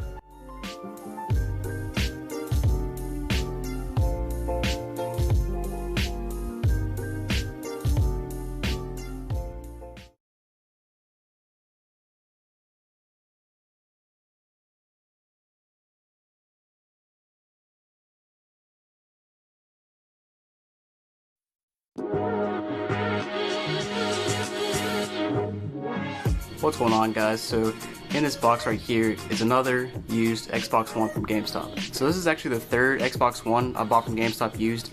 It's actually a different Xbox. It's a Forza limited edition console. As you can see, it's just a pretty standard brown box. I took off the label and shipping label, that kind of stuff. So let's go ahead and open it up. And I know you guys are probably wondering why I keep buying used Xbox Ones from GameStop. And there's a few reasons. First of all, there's a lot of different Xbox Ones out there. There's so many limited editions, special editions. There's the Xbox One regular edition, Xbox One S, Xbox One X. They're all over the place. And I also have a video coming soon where I need multiple Xbox Ones, and you guys will see that in due time. So let's go ahead and open this thing up.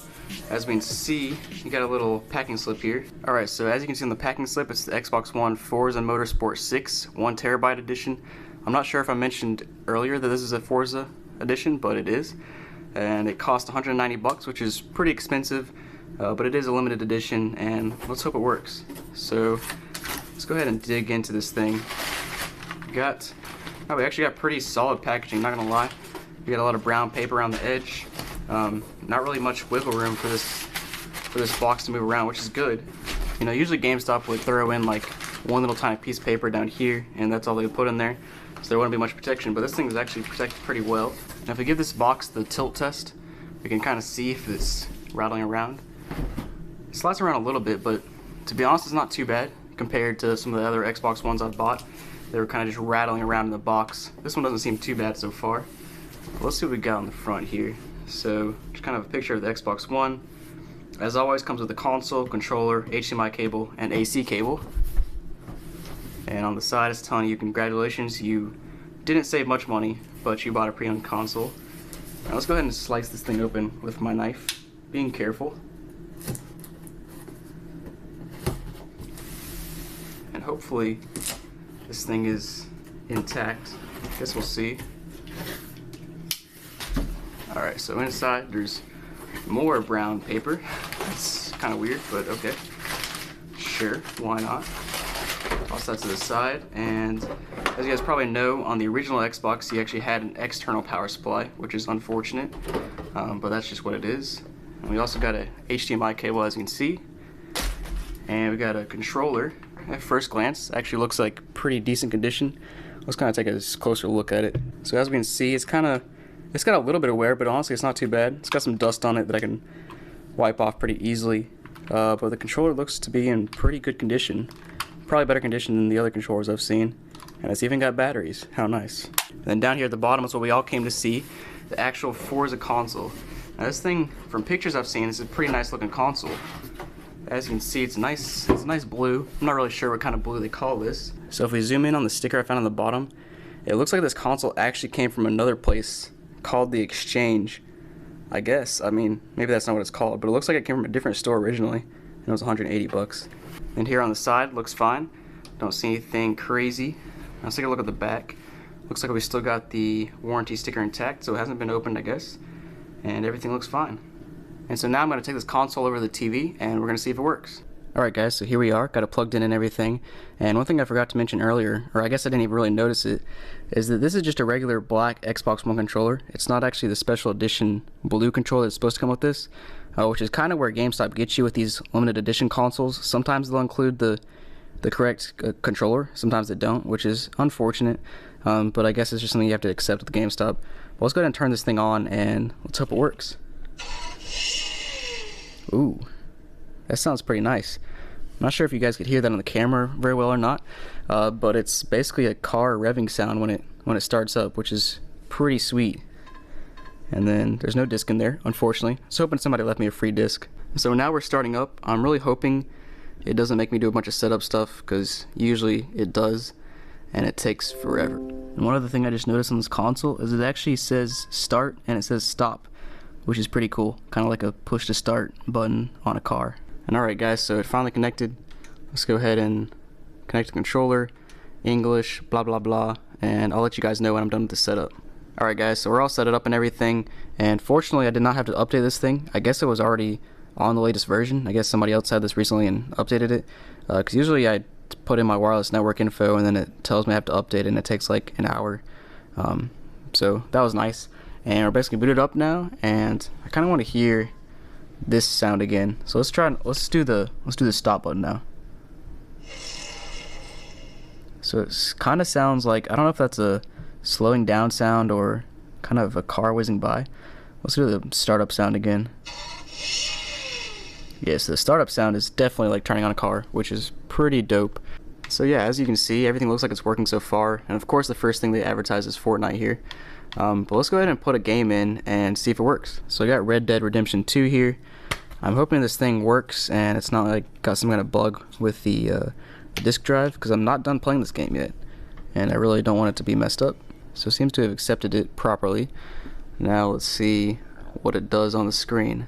Should pop up pretty quickly, I would think. Yep, there it is. So it looks like it's working. Alright guys, so as usual I had to actually install, and for some reason it just started updating Madden 20 before it did Red Dead Redemption, which is kind of weird. But let's go check that out because I'm kind of interested. Something weird is going on now. So I forgot, guys, we actually have to install this thing first, and for some reason it just put it in the queue.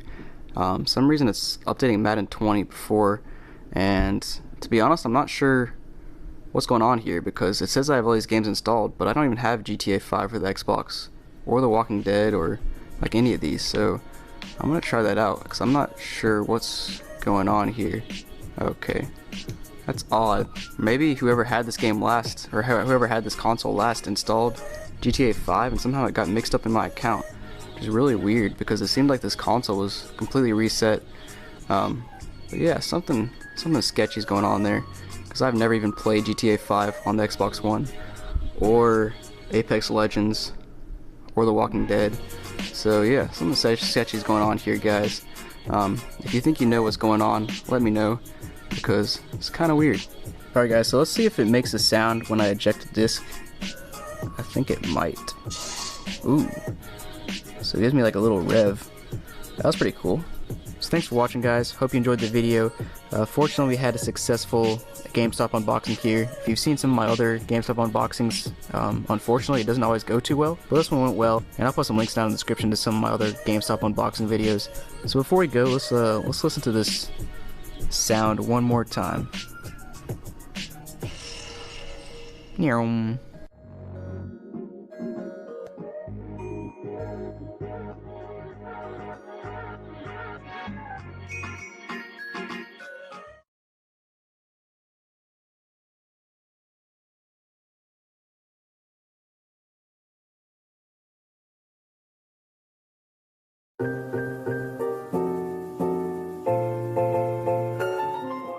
What's going on, guys? So in this box right here I have an HD DVD player for the Xbox 360. I got it from eBay just recently for about $38 I think, including shipping. And basically, if you don't know what an HD DVD player is, it's basically the competing format to Blu-ray. You know how Blu-ray is made by Sony. HD DVD, I'm not really sure who manufactured or who came up with it, but Microsoft was trying to support it. As you can see here, this is for the Xbox 360. And so basically in this video, I'm going to be opening up this box and seeing what came with it. It came from eBay, so it's going to be interesting for a couple of reasons. We're gonna see this old product that I've never actually seen before, and then it came from eBay, so who knows if it works. But basically I already sliced it open, got all these peanuts in here. This is the good stuff, the stuff that gets all over your house and kind of squishy and fun to step on, but let's go ahead and get rid of it. The guy who sold it said it's supposed to be almost brand new, like used twice or something like that, but we'll see. He also said it would be complete and have everything with it, which I think includes a King Kong HD DVD. So here it is right here. It's kind of wrapped in some bubble wrap. Let me see if I can get it out. Here is the Xbox 360 HD DVD player. So I'm going to open it up and we're going to take a look at it and see if it works. So it's got some tape on the side. Kind of just gonna rip it off. So here it is, guys. This is the Xbox 360 HD DVD player, as you can see here. It says it comes with King Kong HD DVD movie inside, and basically you can see what it looks like right here. It kind of looks like a mini Xbox 360, to be honest. And let's see what else we got on the side. So it comes with a player, universal remote, USB cable, and yeah, that's about it. And on the back it just shows people watching HD DVDs, which nobody actually does.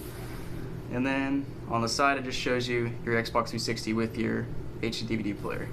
So let's go ahead and open it up and see what's inside. So if you had an original Xbox 360, this box actually looks a lot like a Xbox 360 box, kind of how it opens and the the design. Let's open it up, and oh wow, it actually does look pretty new, to be honest. So here is the manual, or setup guide, I guess. Let's see what's inside here.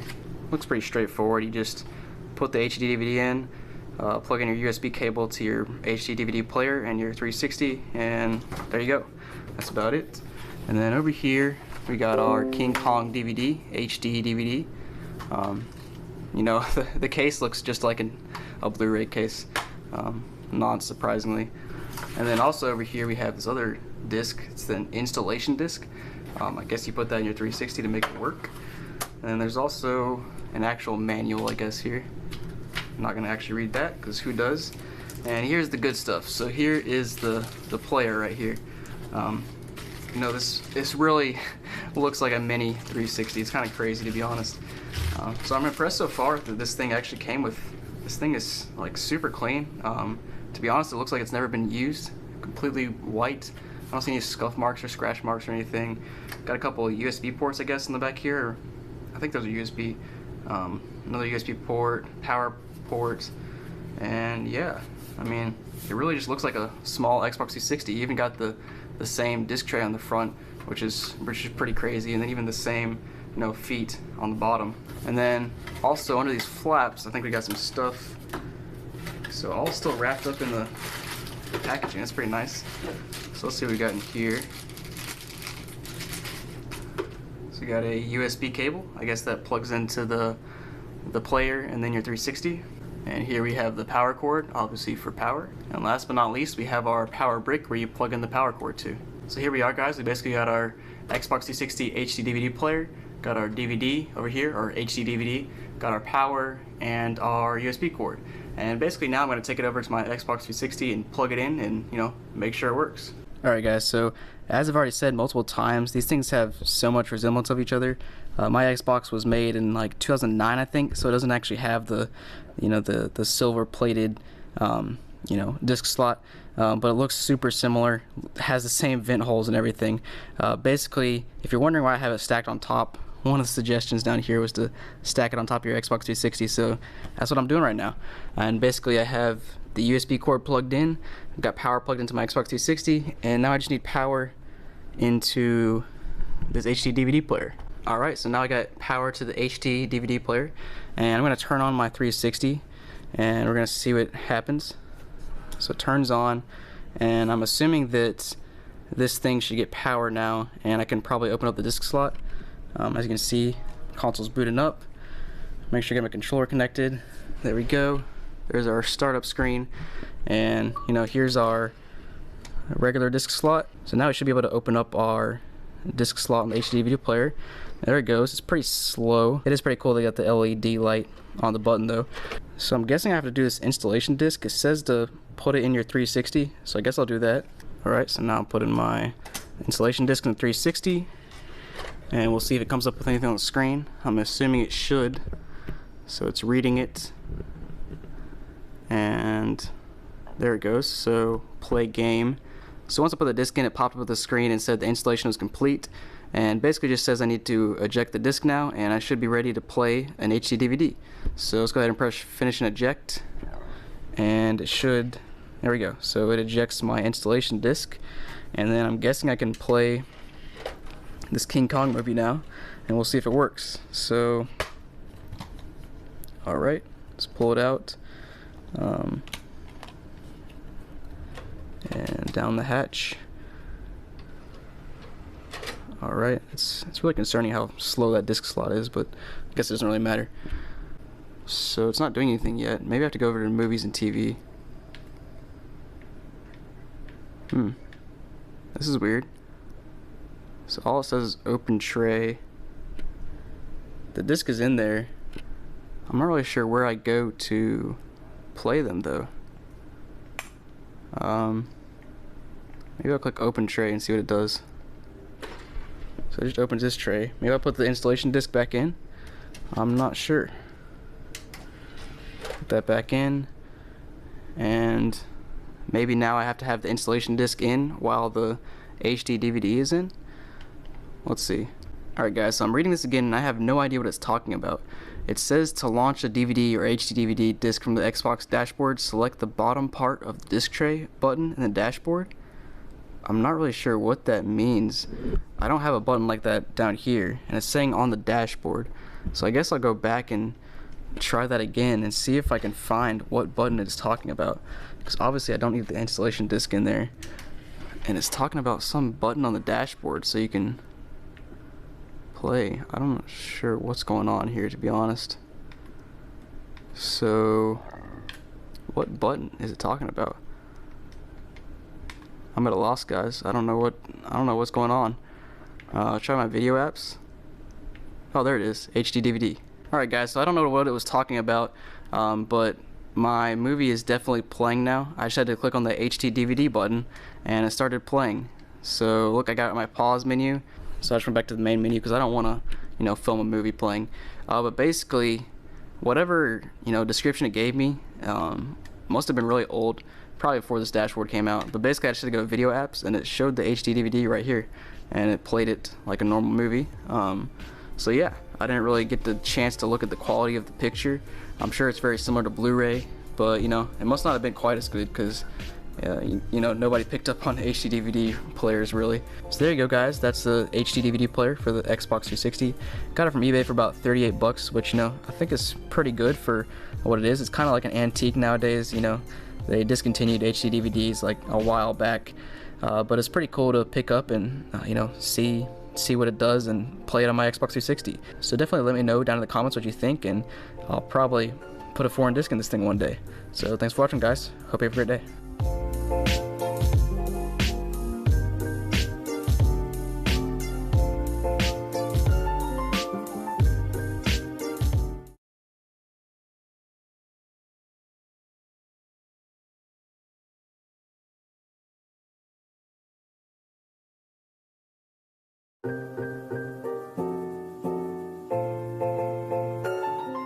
What's going on guys? So as you can see, I've got an Xbox 360 here and an HD DVD player add-on for the Xbox 360, and basically in this video I'm going to be seeing what happens when you put a foreign disc in the HD DVD player right here. So if you're not familiar with what an HD DVD player is, it's basically a format that came out around the same time as Blu-ray, I think, and it kind of competed with Blu-ray. You know, it was a high definition format, but obviously it did not go very well because, you know, where do you buy HD DVDs nowadays?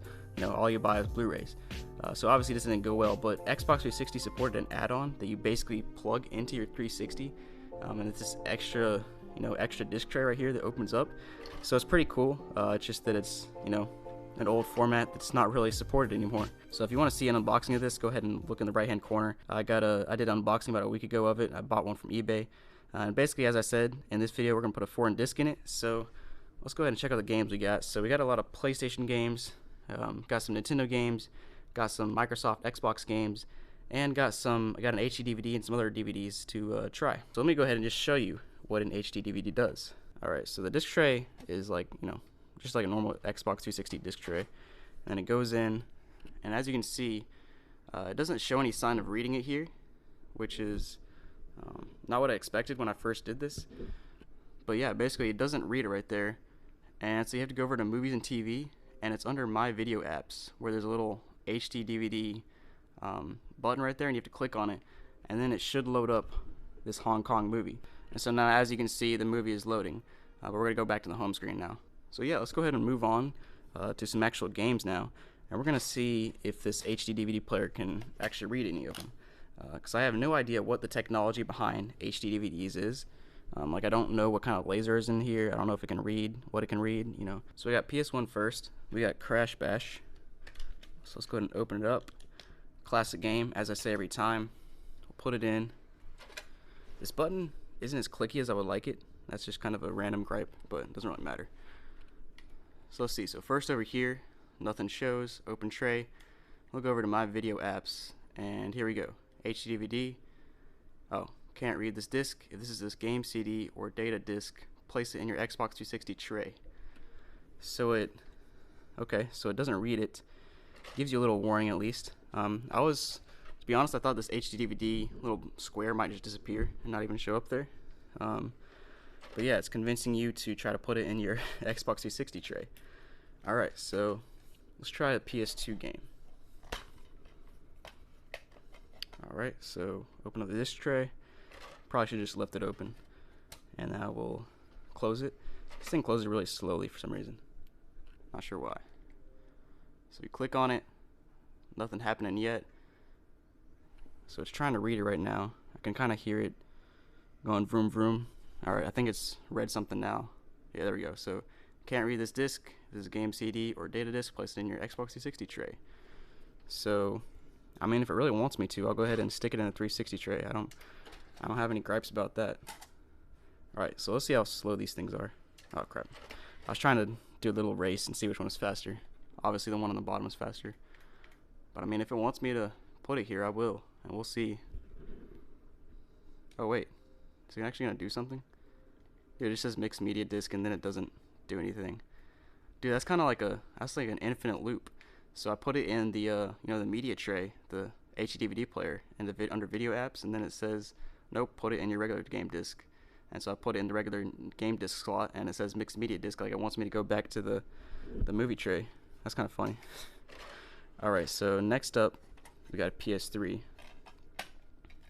So as you guys know, PS3 was the main competitor to Xbox 360.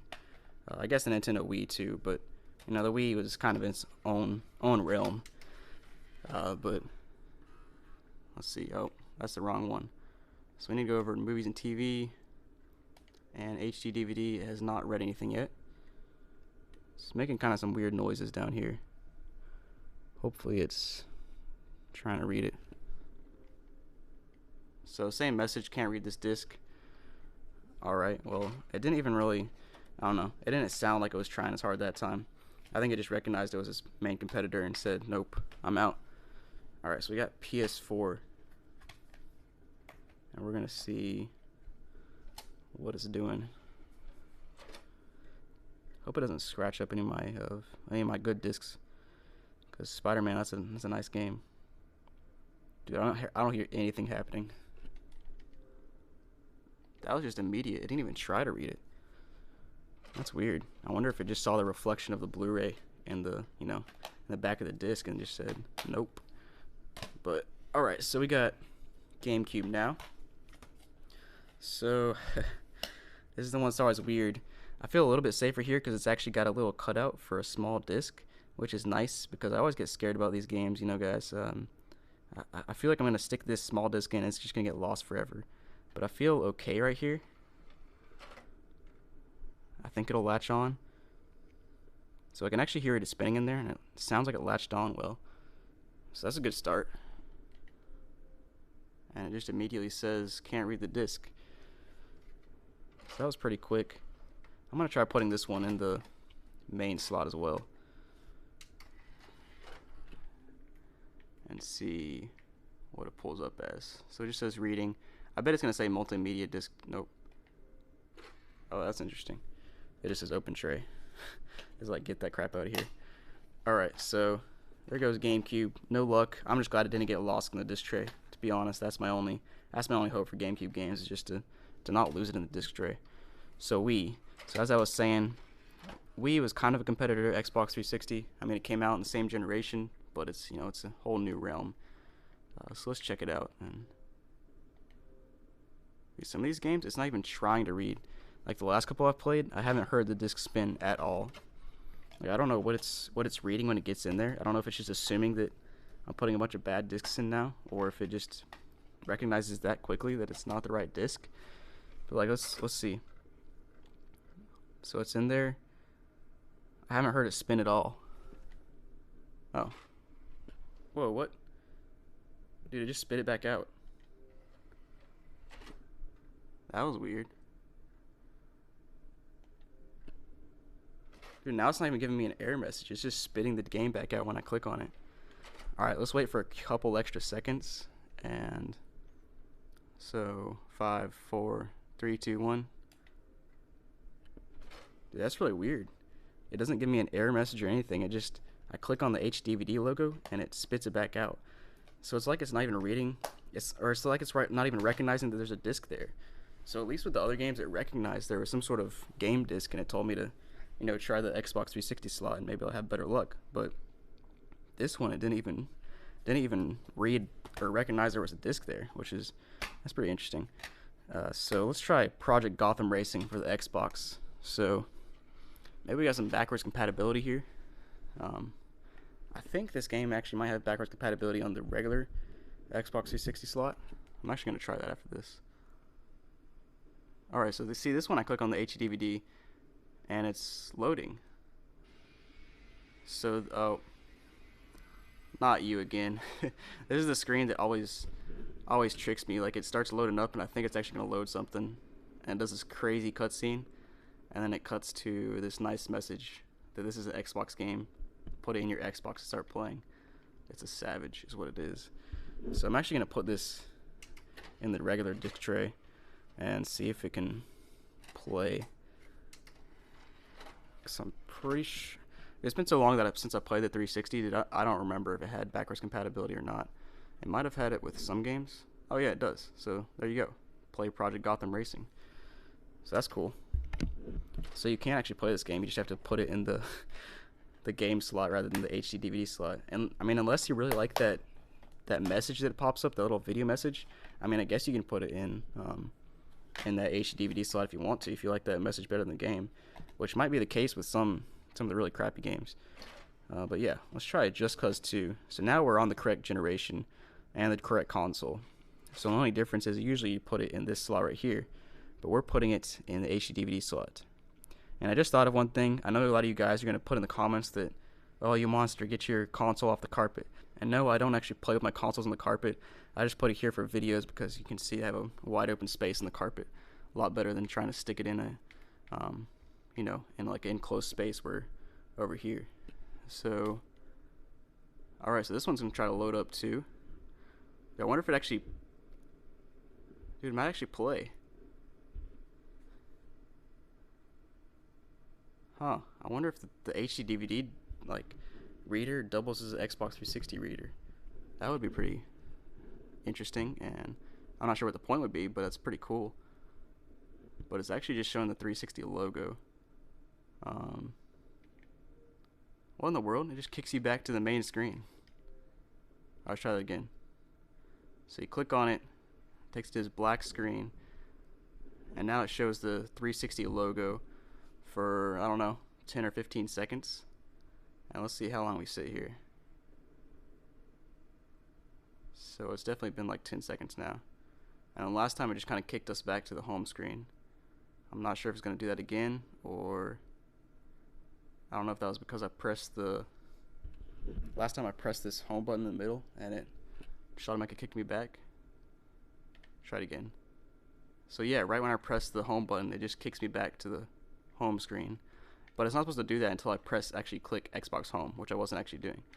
So that's weird. Like, it knows that this game should be played on this you know, vicinity, but it doesn't realize that it's not supposed to be played on its specific laser. You know, it's probably something I never really thought about. You know, somebody put in the 360 game in the HD DVD player, because, you know, if you have an HD DVD player right here, then you definitely have an Xbox slot. So most normal people would go ahead and put it in the Xbox slot.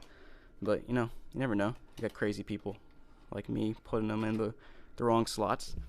But yeah, we got 2K19 now. We're gonna see what it does. So far when I click on it, it just does nothing. Oh, so it's kind of doing the Wii U thing now, where it just kicks me back out. All I'm doing is pressing A on it, and that's really weird. So it's like on some of the newer games and discs, it's not like it just like thinks that there's no discs there or something, and it just requires you to open the disc tray back up. You know, we got to try Blu-ray, since Blu-ray is like the competing format. You know, we got to try that. So we got Blu-ray right here for The Dark Knight. Pretty sweet movie. I definitely recommend it if you can pick it up. So this is gonna be interesting. My guess is that it's gonna just kick me back out and not even recognize it at all. Yep, there we go. It kicks me back out. Doesn't even want to recognize it. So let's put that away. Let's try a 4K disc too, just for the heck of it. I'm thinking it's gonna do the same thing, but you never know. It's been a kind of weird combination of results here. So let's click on it, and nothing yet.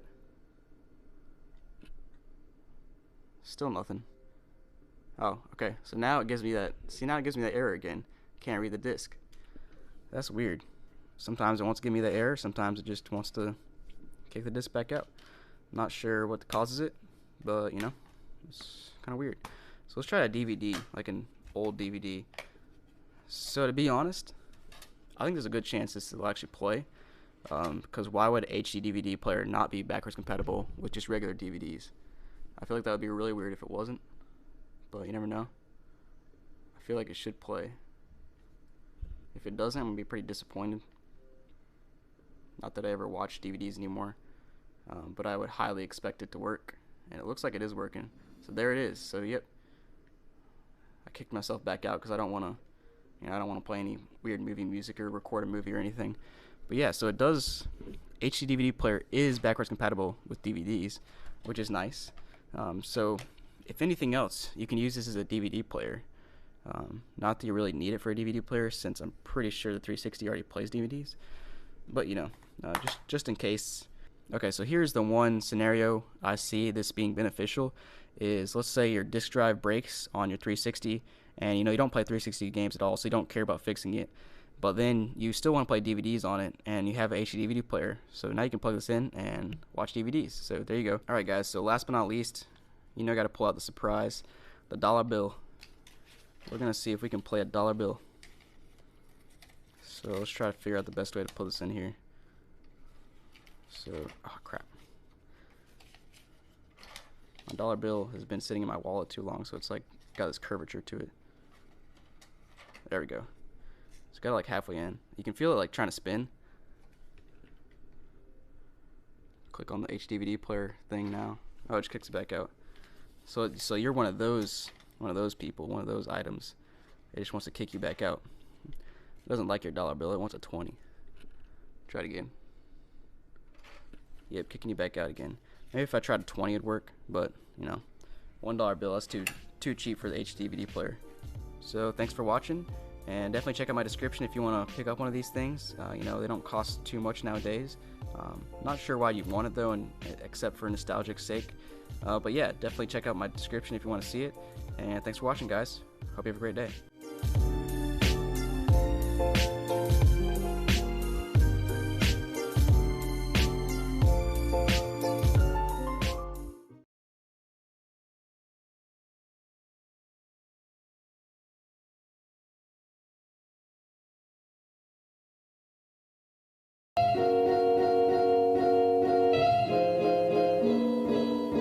What's going on, guys? So in this video I'm gonna be seeing what happens when you put a foreign disc in a Philips Dolby Audio DTS DVD Blu-ray 3D Ultra HD Blu-ray player. No, but really this is basically just a 4K Blu-ray player, and as I said, I'm gonna be seeing what happens when you put a foreign disc in it. So I got this thing from Amazon for like 50 or 60 bucks, which is actually a lot cheaper than every other 4K Blu-ray player I saw. I'm not sure why it's so much cheaper, but I'll put a link in the description if you want to check one out. Now before we get into it, if we hit 3,000 likes on this video, I'm going to be giving away a digital movie code for Spider-Man Into the Spider-Verse. Came out like a year ago. Really good movie, especially if you like Spider-Man. But yeah, just make sure to like this video, and I'll give it away to a random person in the comments. So let's go ahead and get into it, and let's see what kind of games we got. So we got a bunch of Nintendo games here as usual. Got some Xbox games, got some PlayStation games, and then we got some other random miscellaneous games and movies, because this is a movie player, so we should probably get into the movies. But the first thing I'm going to start with is an actual 4K disc, since this is supposed to be advertised as an Ultra HD 4K player. I've always found it interesting how everybody calls it 4K, but they really advertise it as Ultra HD. But you know how it is. So I'm going to go ahead and turn on my TV, and let's turn on this, see if we can turn on this player. See if the remote works. I just put batteries in it. There it goes. Alright, so you get a little white light, and I think something's happening on the TV. Alright, yeah, so you have this little colored screen. Oh, it's talking to me. Oh crap. This is like kind of scary. This remote doesn't work very well. It's kind of laggy. Whoa. Yeah, let's turn it off. I don't really want you starting with me and talking to me anymore. Set quick start mode, on and off. Let's say off for now. Off. Skip. Yeah, we're gonna skip all that stuff for now. Oh, so we actually got a GUI on here. So we got our disk, USB, home network, and setup. So let's go ahead and click on disk. Disk not inserted. Nice. So we actually have a screen, and I believe this right here is the eject button. So nice slow eject. Gives you plenty of time to stick in a disc. I'm not sure where this button is right here. Looks like actually I don't think it is a button. Alright guys, so since this is a 4K player, let's go ahead and start with the 4K disc. So we got Spider-Man Into the Spider-Verse, and I think this one right here is the 4K disc. Let's go ahead and take that out and put it in the disc tray, which has a nice slow insert, and then hopefully it'll show me it's loading. Okay, so we got a little spinning wheel up in the top left hand corner, which is nice, so we'll kind of know what's going on a little bit. So it looks like it's doing something now. It kind of changed screens, but it's still blue and black. You can hear it spinning a little bit. Oh, my screen just got black, and it's showing this little Spider-Man logo now. So I'm going to be prepared to exit in case it starts playing some music or something. Oh, there we go. So yep, it is working, and my home button works, fortunately. Well, that's good to know. It at least works for 4K movies. Now let's get into the rest of them. So first, let's go ahead and start with, I'm going to change it up a little bit. Start with Nintendo. Usually I don't start with Nintendo, but we're going to do it this time. And we're going to go with GameCube, which has a little small disc, but it's got a little cutout so that I can put a small disc in there. So it should be okay, hopefully. And we got our spinning wheel on the top. And let's see what it's got in mind for us today. I could go ahead and try to select the disc. I guess it's just gonna not do anything. Disc not inserted. Oh wow, that's a little savage. Just telling me it's not inserted at all. Come on, dude. And now it's gonna take forever to eject it. I guess since it doesn't think there's a disc in there, it doesn't want to eject it. But okay, so it doesn't like the small discs. Let's try Super Smash Bros. Brawl for the Wii. Maybe that give me something nice. You know, to be honest, I don't have much hope for these Nintendo games. Nintendo games are so proprietary. I'm surprised they even work on their own systems sometimes. But we'll see. We'll see what it does. Try click on disc again. Maybe check out the setup and see what's going on in here. Oh, you got a lot of random settings. 3D. So I guess this thing came out when 3D was a big thing for like a year.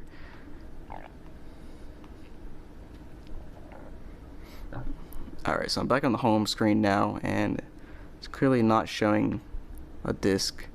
Discs not supported. Please refer to the user manual for a list of supported discs. I know I'm not reading a user manual, but I guess you guys can if you want to. Alright, so last but not least of the Nintendo games, we got Nintendo Land for the Wii U. Let's pull it out and try it out. A nice slow eject or insert. I mean, I gotta say, this controller or this remote really stinks. It's terrible. You gotta like point directly at this thing for it to work. But wow, that was quick. That was quicker this time. Disc is not supported. Please refer to the manual. And again, I told you I'm not gonna look at the manual. It's a lot more interesting just to stick in everything and see what it does than it is to read through a boring manual. But let's go ahead and get into the original Xbox games. So we got Prince of Persia. This is the first time I've actually tried this game. I've never actually even played it for the Xbox either.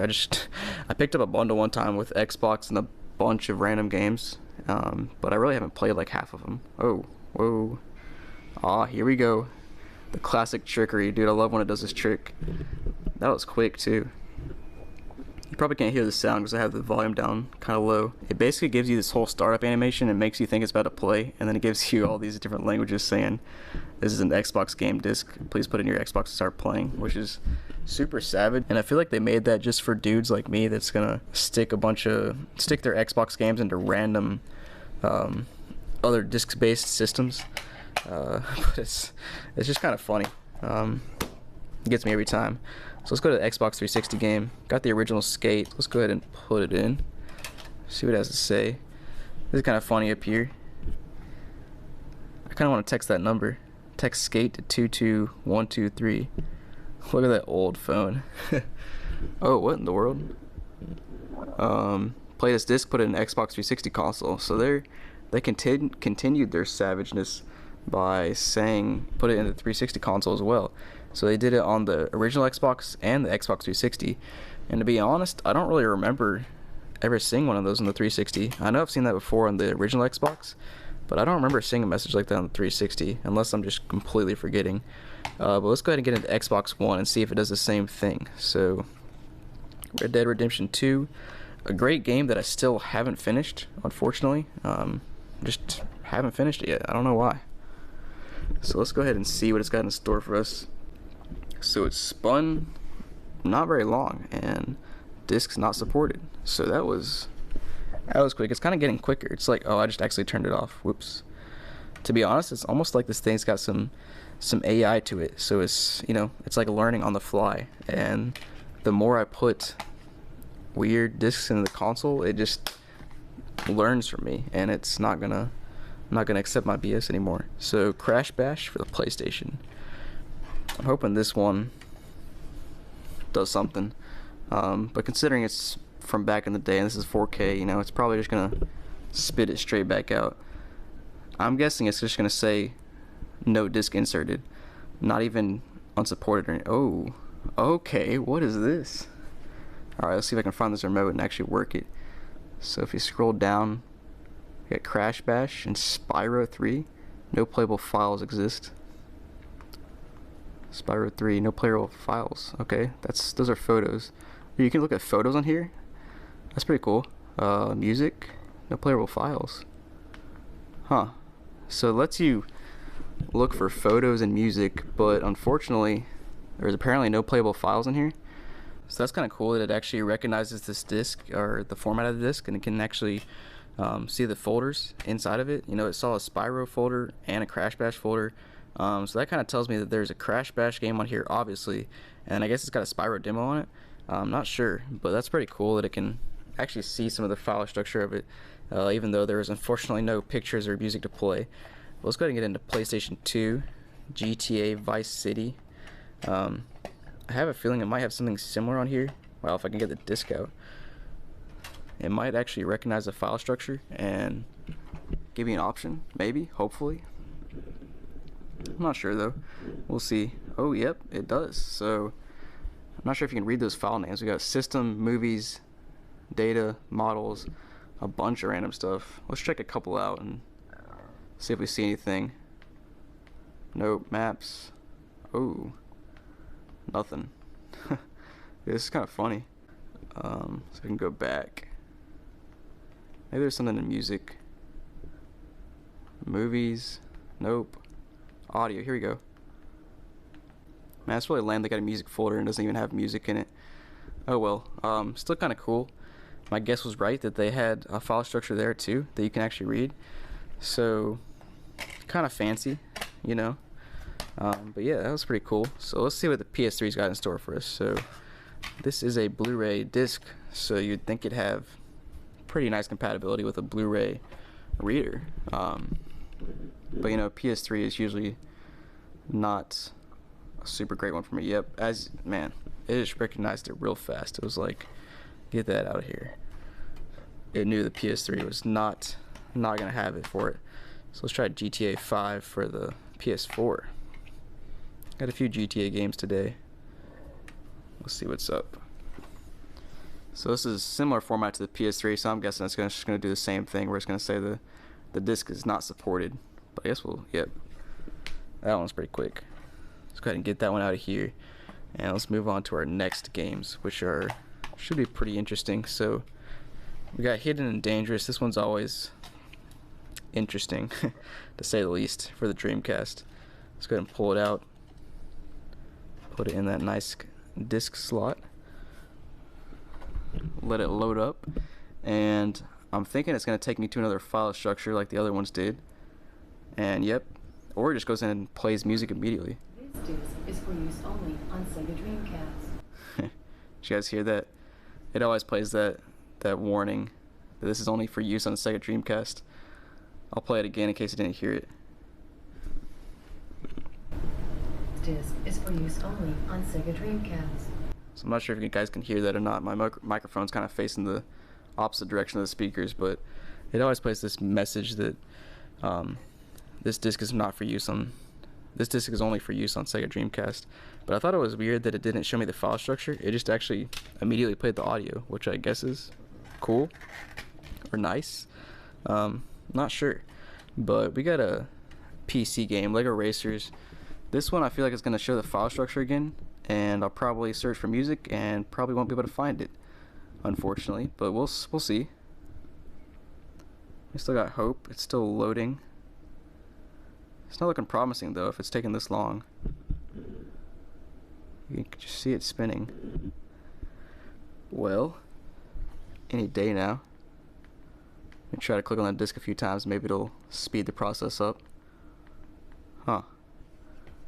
Well, that's weird. I guess it's not having it. So, man, I actually thought I would recognize the PC game and give me a file structure to choose from, but I guess not. Alright, so next up I got HD DVD. Now, this is one I've been using recently. As you guys probably know, HD DVD didn't last. It was kind of the competitor to Blu-ray, but you know, you don't ever go to a store nowadays and see an HD DVD there, so you know it's pretty much extinct. But I bought this one on this HD DVD from eBay for like $3 because I figured might as well, you know. Let's go ahead and see. It'd be pretty sweet if this thing could play HD DVDs. I'm not expecting a whole lot, but you know, maybe we'll be surprised. Dude, this thing will just like never-endingly spin. It'll never give me a message or anything. It's just gonna spin forever. I'm gonna sit here on the floor until I'm 90 years old, waiting for this thing to load. Oh, finally. Disc is not supported. It took forever, dude, and it wasn't even spinning this whole time. It was just kind of sitting there, like contemplating life as an HD DVD, wondering what it's like to be non-existent anymore. Alright, so we got a DVD, like an original DVD. This should work. I feel like most Blu-ray and 4K players are backwards compatible to DVDs, but I guess you never know. I mean, this thing was only like $50, so I wouldn't be surprised, to be honest. Okay, yeah, it's working. That was actually the fastest thing that's loaded on here, so it's definitely working pretty well. That's nice. You can play DVDs in 4K. You can search file structures. So we tried a 4K disc and a DVD. I figure we should probably try the middle out and do a Blu-ray as well. And as I said earlier, this actually comes with a 4K on the right side and a Blu-ray, I believe, on the left side. So we can actually use the same movie, just different format. And it should load up. I mean, if a DVD works and a 4K DVD works, or a 4K Blu-ray works, then you'd think a regular Blu-ray would work. But I guess we'll verify here and make sure it actually does. I'm thinking it'll give me that little Spider-Man logo in the middle, and then we'll know we're golden. Any day now. Maybe. Maybe not. There it is. So the Spider-Man logo is there. So there we go, guys. We know the Blu-ray works. And last but not least, I got one more thing to try. And as you guys know, I gotta try a $20 bill. Or actually, this is a 10. Whoops. Let's go ahead and just stick it in real quick and see if it fits. So it kind of goes in, not all the way. Oh, it actually, that was interesting. It just kind of jutted back out a little bit. Huh, it's trying to go in and out. That's kind of funny. But you know, $10 bill, only so much you can do with it. Should have gotten a 20. Oh well, I guess. Alright guys, so thanks for watching the video. Make sure to leave a thumbs up if you want to win that Spider-Man movie. And make sure to subscribe if you like this video. And definitely make sure to check out the links in the description. And thanks for watching, guys, and have a great day.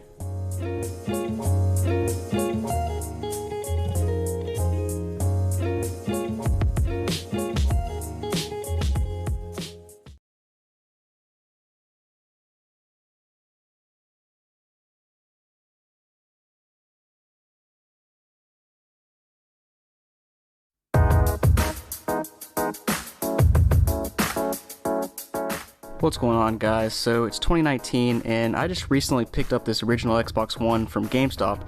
It's a used console, and as you can tell, it's not just any Xbox One. It's a Halo 5 limited edition original Xbox One. So it's not an S, not an X, and it's limited edition, so it's got these kind of cool colors and themes, and it makes a cool startup sound when you turn it on and off. And as you saw in the title, I'm going to be putting a foreign disc in it. So before I get into it, make sure you guys like the video. If we get to 4,000 likes, I'm going to be dropping this Minecraft digital code for Xbox One in the comments or description or somewhere on this YouTube video. So make sure to leave a like. Alright, so just a little preview of the games we got. So I've got a stack of Xbox games as usual. Got a stack of Nintendo games. It's also got a stack of PlayStation games, and then we have a stack of some other miscellaneous games, DVDs, that sort of thing. And then also behind me I have a couple surprises as usual that we'll get into later. So before we get into it, let me just show you this power down sound. So I'm not huge into Halo or anything, so I don't really know what that sound is from, but any of you big Halo fans, let me know down in the comments what that sound is from, and I don't know, it's a pretty cool sound. And here's the startup sound. So there we go. There's the powering up sound. So now we're powered up, as you can see here, and let's go ahead and get into the video. So we're gonna start with just a not original, just a plain old Xbox One game, and make sure this console is working properly, because if Xbox One game is not working on here, then I don't think anything will work. So let's make sure there's no disc in here first. Nope. So put this in.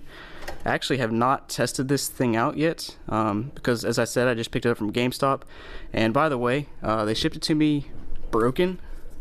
Just FYI, I'll drop a link in the description if you want to watch this video when I unboxed it, but it's kind of sad. This thing is really dirty and broken and stuff. But yeah, so here is what should happen when you put Xbox One game in.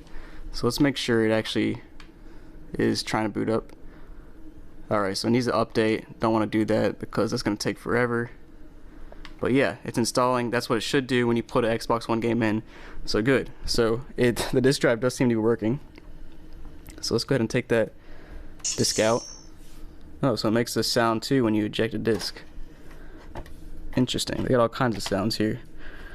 Alright, so done with Xbox One. Let's try original Xbox. So Project Gotham Racing. Just another classic racing game. There used to be a lot of racing games, like back in the day. You know, there was all kinds of companies making different racing games, but nowadays you got like Forza and that's about it. Which is not necessarily a bad thing, but this game is not playable here. For a list of Xbox 360 games playable on Xbox One, go to here. So for some reason it's telling me about Xbox 360 games, even though I put a original Xbox game in here. So that's weird. Not sure why it's doing that. I don't know, maybe I know they have a list of backwards compatible games. I don't remember if there's actually any original Xbox games that are compatible on their list or not. Xbox 360 though, Just Cause 2. Now this one, I think this one's got a good chance of working. It's a solid game. This is a really fun game actually. One of the first open world games I played. Alright, so let's see what it does. Oh, nice. Just Cause 2 works. Let's go. Dude, this game is awesome.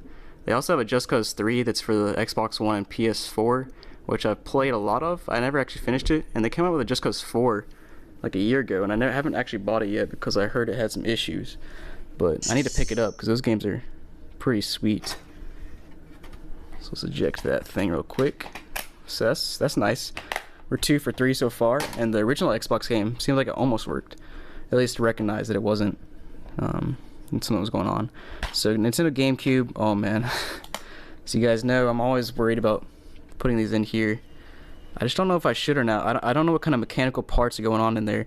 If I put in this small disc, I don't know if it's gonna actually suck it into it correctly and put it in the disc, you know, the little disc holder that holds it, and then spin it correctly, or if it's just gonna kind of constantly spin it and just get it stuck in there. I know there's supposed to be some kind of, you know, manual ejection thing over here. I think that's what that does. But you know, man, I'm gonna have to pass on it this time, guys. I might come back to it later if I feel bold. For some reason this thing is flashing right now. I'm not sure why. By the way, I know some people are gonna be in the comments and tell me that I need to get my console off the carpet. First of all, I don't usually play on the carpet, or I don't ever play on the carpet. I usually put it on a box or something. It's just good for videos, open space, you know, that sort of thing. So let's put a Wii game in here. And it latches in. So here's some of the scuffs and stuff from this console, because GameStop just kind of threw it in a box. Pretty sad. But let's get into it. So, alright, let's focus, please. So it's not even showing up or showing me any kind of disc spinning or anything. I'm not sure why.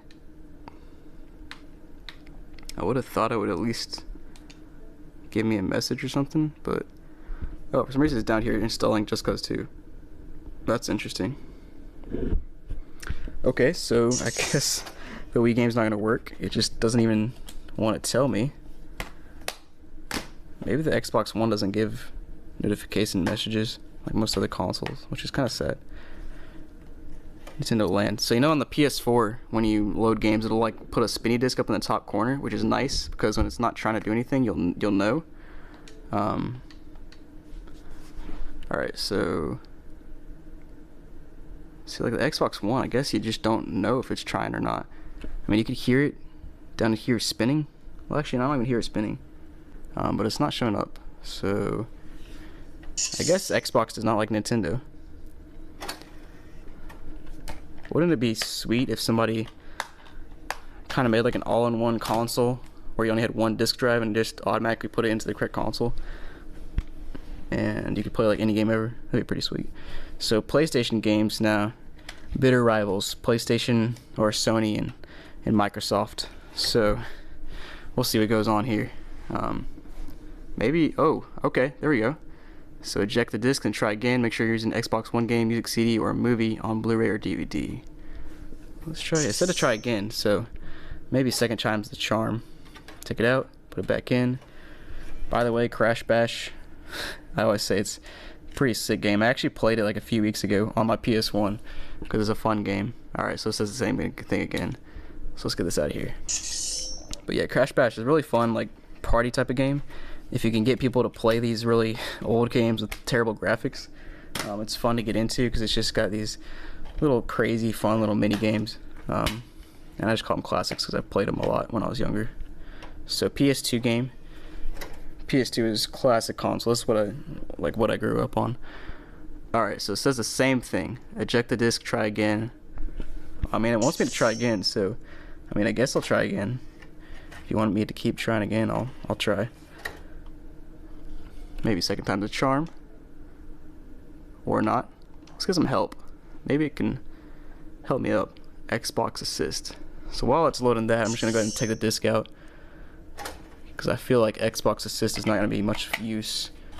Oh man. This is kind of cool. So it's giving me an error. It gives me a whole code if you want to look that up.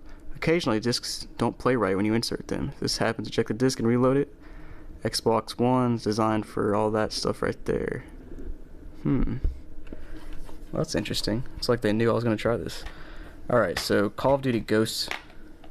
This is a Blu-ray, so this should work. Like they just said on that screen right there, Blu-rays. So it's a Blu-ray disc. Let's see what it does. So first let me cancel out of this Xbox Assist thing. Quit. Alright, are you gonna do anything? Let's try that again. Kinda takes a while to eject the disc. Let's get back in there. Alright, so the PS1 and PS2 at least showed us something. PS3, it's not looking good, guys. It said you could play Blu-rays. I would expect it to at least recognize it or something. Well, that's kinda sad. I thought it would at least recognize it and tell me to get out of here, but it didn't. Alright, so PS4, GTA 5. Everybody knows what GTA 5 is. Alright, so it's also a Blu-ray, so maybe it'll let me play it. It'd be kind of cool if you could insert a PS4 disc and it could rewrite it to be an Xbox One disc, and then you could play it. Oh, come on. I'm not even gonna show me anything. Dude, it says 4 games. How was it gonna say 4 games on here and show me 2? Something. Oh, ready to install. What is that? Wait, what? Why does it want me to install Roblox and Hitman? That's weird. Alright, so let's eject that one too, because that was weird. Just like the newer games, it like won't even recognize, but the older ones it actually does recognize, which is really weird. Still back to GameCube. I don't know about that, guys. I don't really want to get the disc stuck in there. So Hidden and Dangerous. Now this one is known for being a disappointment of playing games, but it usually plays some kind of a little musical kind of thing, like this right here. Oh, so it's probably gonna make me buy something first, or not buy it, but get an app. Yep, so it wants me to get this Groove Music app. So I guess I'll download it and come back once it's done downloading. Alright guys, so Groove Music just finished installing, and try it out now. So I actually just ejected this, and I'm gonna put it back in, and it should hopefully auto open this Groove Music if it's actually gonna work on there. And let's go. Let's see. So I feel like this is usually really loud, so I'm hoping it's not too crazy. I'm gonna be ready to back out real quick just in case. Of course, and it says nothing to show here. How nice. So it takes me through all that mess and it doesn't even do anything. Seriously? These songs are not playable. Well, that was an utter waste of time. Come on, Xbox. You had me going there. I thought it was gonna work, and then it takes me to Groove Music, takes forever to load, and then nothing happens. That's nice. Alright, so Lego Racers. Come on, focus. Let's go. So Lego Racers, this is for the PC. I put this game a lot in foreign disc videos, but this is a fun game if you like Legos and racing. Alright, so eject the disc, make sure you're using an Xbox One game. Same thing again. I mean, it is like, you would think I have some audio on a CD like this. You know what, let me try it again. I'm gonna open up Groove Music and then put this in and see if Groove Music can come up with something, because I feel like it should show me something. Oh, here we go. Oh man, that was really weird. So I'm not gonna play that anymore, but you guys heard that it just played some like random static. That was super annoying, and I'm not sure where that came from, but I hope it didn't mess up my speakers or anything. But it's apparently by DJ Adam Watts and Untitled. That was really weird. I don't really know what just happened, but this is a DVD, 21 Jump Street. Let's I'm kind of flat.